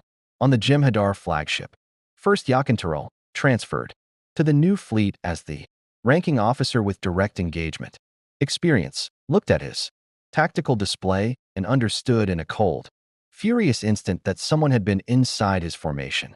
"Find the infiltrator," he said. His sensor operators were already scanning the Cardassian shuttle's position in the sensor. Shadow was no longer viable. The fleet's reorientation had collapsed. The shadow entirely. Ivar had known this would happen. He had already moved. He had moved to the one place in the immediate area that Jem'Hadar sensors, even fully active, would find extremely difficult to resolve clearly. He had moved into the Norse fleet. The shuttle ran between the longships, between the carved prows and the striped sails, and the warriors who stared at it with expressions ranging from wonder to aggression as it threaded through their formation with the same manual precision Ivar had used to penetrate the Dominion fleet. To the Jem'Hadar sensors, the shuttle's profile disappeared into the mass of 340 biological contacts radiating Prophet's energy, indistinguishable from the surrounding interference. From inside the Norse fleet, Ivar opened his transmission relay again. What he sent this time was not tactical data. It was a direct communication to the Jem'Hadar flagship, routed through the Cardassian shuttles. Communication array on the fleet's own frequency, a communication that should have been impossible from his position, and that the Jem'Hadar tactical computer flagged as originating from inside their own formation, which caused approximately 4 seconds of complete systems confusion as every operator tried to locate the source. For seconds, Sisko had asked for 3. The wormhole opened for the second time, not violently, not with the amber fire of Prophet's interference, but with its full, natural, breathtaking spiral of blue and white light, blazing between the Dominion fleet and DS9 at a scale that filled every sensor display in both fleets simultaneously. And from the wormhole came the Prophet's voice, not in words, not in any language the universal translator could render, but in the specific frequency of pure, nonlinear consciousness that every sensor array in the Alpha Quadrant could detect, and that the Jem'Hadar tactical computers classified. After a moment of processing that felt very long to everyone waiting for it, under a category that had never previously been used in a combat situation. The category was unknown, origin, non-corporeal, threat assessment, incalculable. First Yakintarol looked at the display. The Defiant was inside his formation. The Norse fleet was engaging his port flank. The wormhole entities were broadcasting across every frequency simultaneously. His infiltrator was somewhere inside 340 biological contacts that his modified sensors couldn't resolve individually. His 4 lead ships were running without shields. And somewhere in the debris field there was almost certainly something else he hadn't found yet, because there was always something else he hadn't found yet, and this engagement had been defined from its first moment by things he hadn't found yet. He had been bred for certainty. He had been engineered for the absolute conviction that the founders were supreme and that any force opposing them would ultimately, inevitably fail. He looked at his display for a long moment. "All ships," he said. "Defensive formation. Hold position." Kilana looked at him from the adjacent console. "First, hold position," he said again. "I am requesting guidance from the founders." It was the first time in his military career he had requested guidance mid-engagement. It would not, he suspected, be the last thing about this engagement that was unprecedented. The founders deliberated for 6 minutes and 14 seconds. Sisko knew this because Dax was counting. Her voice quiet, and steady in ops as the seconds accumulated. A trill woman with 8 lifetimes of patience counting down what might be the most consequential 6 minutes in the Dominion War's history. Her eyes on the sensor display that showed 43 Dominion ships holding position between the Norse fleet and Deep Space Nine, while the wormhole blazed behind them with the full, sustained radiance of prophets fully engaged. The Defiant held its position inside the Dominion formation, weapons hot, Worf's hand resting on the firing controls with the absolute stillness of a Klingon who understood that the wrong movement at the wrong moment could collapse the entire situation into a battle they might win tactically and lose strategically. On the lead longship, Ragnar waited. He was very good at waiting. He had always been. It was one of the qualities his sons had inherited to varying degrees.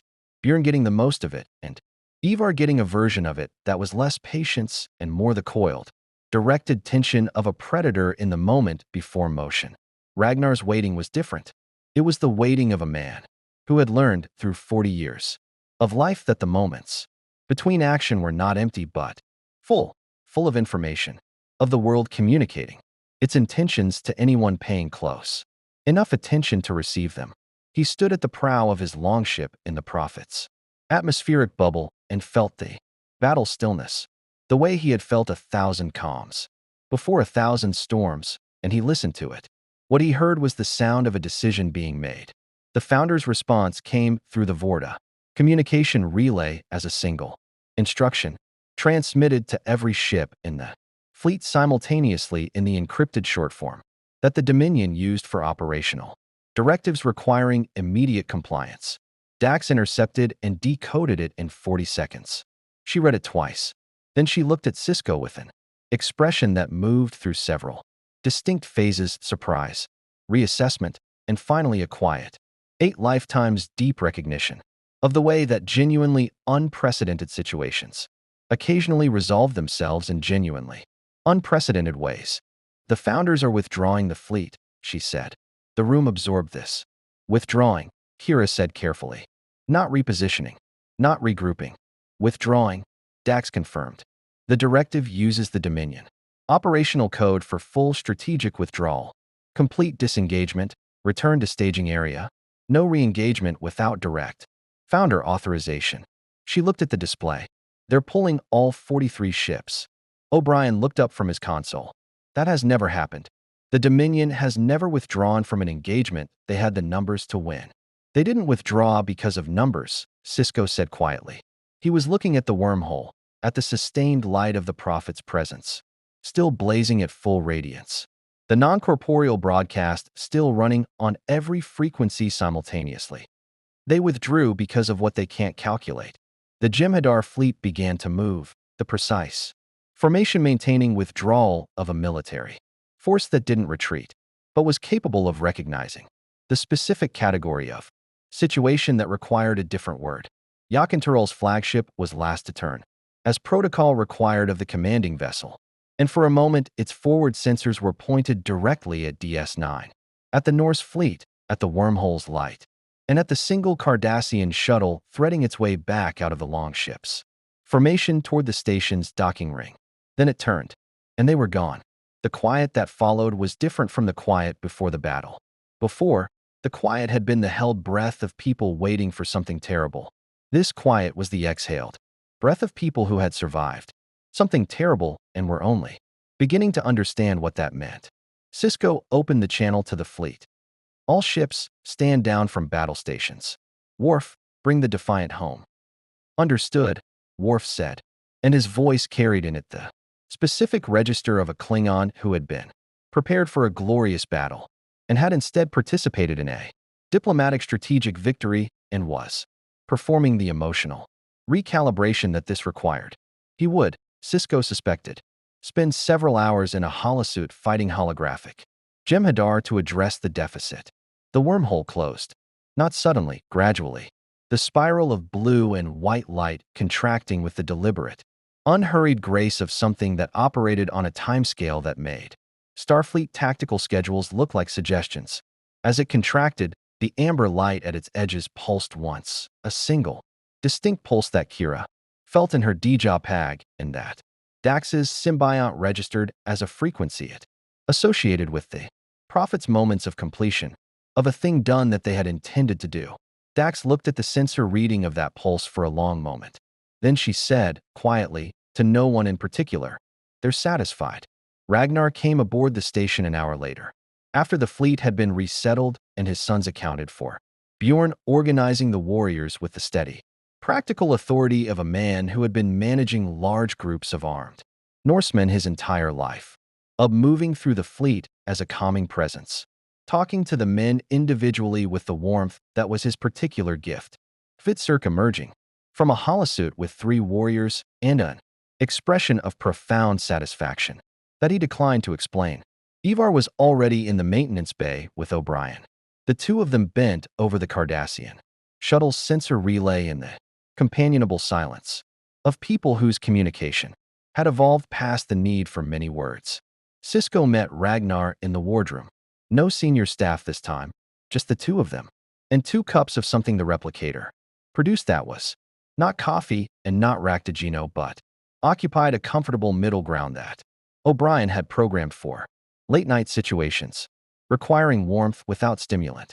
They sat across from each other in the same configuration as their first meeting, and the difference between that meeting and this one was the difference between 2 strangers conducting a careful assessment and 2 commanders who had made decisions together under fire and knew each other now in the way that only that specific shared experience produced.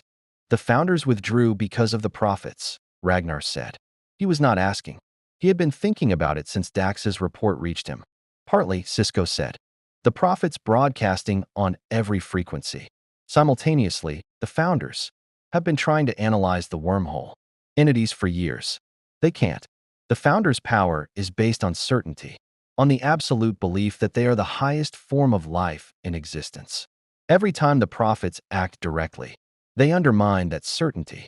He turned his cup in his hands. But it wasn't only the prophets. No, Ragnar agreed. It was everything together. The longships, the Defiant in the gap Ivar found, the wormhole. 3 simultaneous things they couldn't calculate. Sisko looked at him steadily. You built a situation where the founders' own intelligence, the thing they trust most, told them the cost of proceeding was incalculable, and the founders don't accept incalculable costs. Every enemy has a place where their strength becomes their weakness. Ragnar said, the founder's strength is certainty. Certainty requires calculation. Remove the ability to calculate, and certainty becomes paralysis, Sisko finished. They sat with that for a moment. It won't hold, Sisko said. They'll come back. With better analysis, better preparation, better understanding of what they face today. The Dominion learns from every engagement. They always do. So do we, Ragnar said. Sisko looked at him. Your presence here changed something today that I don't think either of us fully understands yet. The founders withdrew from an engagement they had the numbers to win. That hasn't happened in this war. Other commanders will notice. Starfleet Command will want to know why. When they find out, he paused. A fleet of dimensional travelers who move under Prophet's power and can't be targeted by conventional sensors. The strategic implications are significant. You are wondering, Ragnar said carefully, whether your people will want to use us. I'm wondering whether mine isn't the only side that will want to, Sisko said. The Klingon, the Romulans, whatever remains of Cardassian independence, every faction in this war will see what happened today and begin calculating what your army is worth to them. Ivar already knows this, Ragnar said. Ivar knew it 6 hours after arrival, Sisko said, and there was something in his voice that was not quite amusement and not quite exasperation, but held elements of both. I want to know what you know. Ragnar set his cup down and looked at the viewport for a long moment.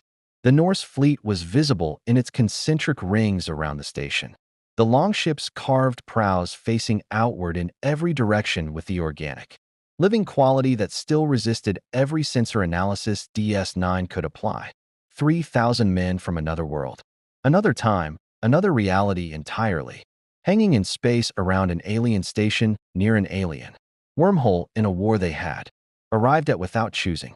The prophets showed me something in the temple, Ragnar said. I did not tell Sisko. I told you the darkness and the ships. But there was more. He turned from the viewport. I saw my army. Not here. Somewhere else. A place the vision showed me as if from above. A world, green and cold in the way of northern places. My men on that world. Building. He paused. Not raiding. Not conquering. Building. Sisko was very still. The prophets showed you a destination, he said quietly. I think they showed me a purpose, Ragnar said. My army did not cross the North Sea to serve in someone else's war. We are not a weapon to be aimed. We are a people who have been set down, somewhere new and must decide what we build here. He met Sisko's eyes with the directness that had been his defining characteristic since the moment he stepped onto this station. What I need from you is not a military alliance. It is what your federation was founded on, which is the right to find our own way, Ragnar said. The right to explore, to make contact with what exists here, without being owned by anyone who sees our strength and wants it for themselves. A pause. And perhaps, when the darkness comes to your door again, the right to stand beside you because we have chosen to, not because we owe it. Sisko held his gaze for a long moment. Then he reached across the table and extended his hand in the human gesture he'd used 10,000 times, knowing that it translated across every cultural gap he'd ever encountered, not because of the universal translator, but because it was an older language than any words, the language of a person extending trust and waiting to see what came back. Ragnar looked at the hand, then at Sisko's face. Then he took it. His grip was, as Sisko would note in his official log that evening, exactly what you would expect from a 9th century Norse king who had been rowing longships since he was 14 years old, which was to say, considerable. 3 things happened in the following days that would shape what came after.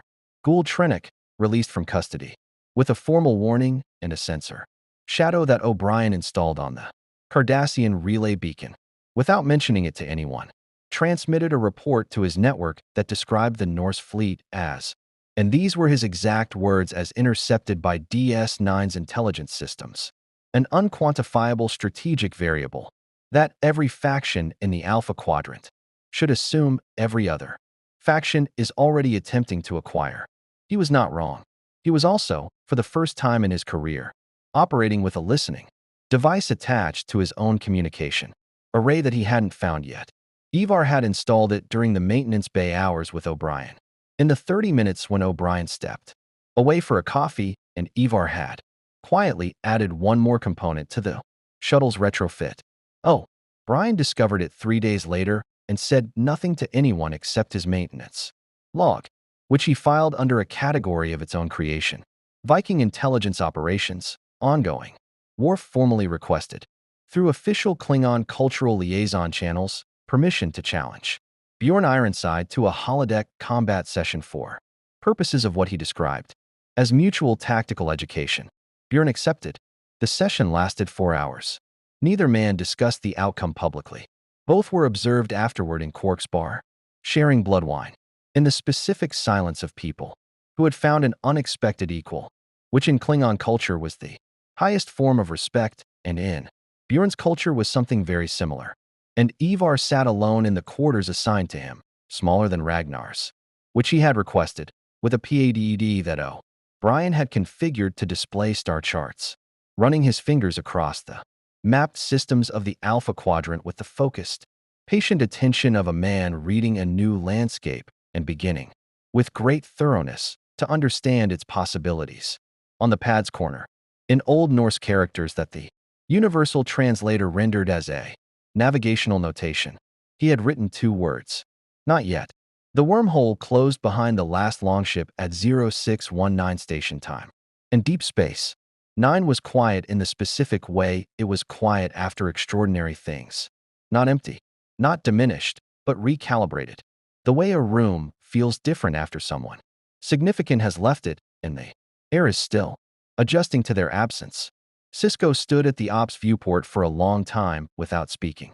His crew gave him that time, because they were his crew and they understood him, and because they were each doing their own version of the same thing, processing 9 days that had compressed more genuine strangeness, more authentic wonder, and more evidence that the universe was larger and stranger and more purposeful than any of their training had prepared them for, into an experience that none of them would ever entirely find the right words for. Kira found her words in prayer, quietly, at the Bajoran temple that same morning, sitting in the amber light, beside the orb of prophecy and change that had opened for a Norse king 9 days ago and had not fully closed since. Still radiating, Dax's sensors confirmed a residual warmth that had no scientific explanation, and that the Vedek assembly on Bajorans was already calling a miracle. Dax found her words in her science log, 8 lifetimes of extraordinary experience, and she noted carefully that this ranked among the genuinely unprecedented ones. O'Brien found his words in the maintenance report he filed for the improvised Norse communication relay, which he logged under the category of temporary systems modifications, in which he quietly left intact, fully operational, tuned to the specific frequency they had used, pointing at the wormhole. Just in case, Ivar had left something behind, a single iron axe, placed with deliberate care on the table in the wardroom where the strategy meetings had happened. No note, no explanation. Odo found it and logged it as a cultural artifact of significant historical provenance and placed it in the station's archive with the careful attention he gave to things that mattered, without being immediately classifiable. Sisko thought about the ship made of light that the prophets had shown Ragnar. He thought about a man from the 9th century standing at the prow of something the prophets had built for him in the Gamma Quadrant's unmapped darkness. His sons around him, 3,000 warriors behind him, the unknown ahead of him, exactly as it had always been and exactly as he had always needed it to be. He thought, they will be all right. He thought, more than all right. He opened a channel to Starfleet Command and began his report. It would take a long time to write. Some things required that. The stars outside the viewport were unchanged, the same stars they had always been, indifferent to the extraordinary things that happened in the space between them. But the wormhole's mouth held, in Dax's sensor readings, a residual warmth that the prophet's passage left behind. And in that warmth, if you knew how to read the data the way a Trill with 8 lifetimes of practice knew how to read it, was something that might have been, in the prophet's nonlinear, incalculable, purposeful language, satisfaction. The Dominion war continued. The station held. The wormhole remained open.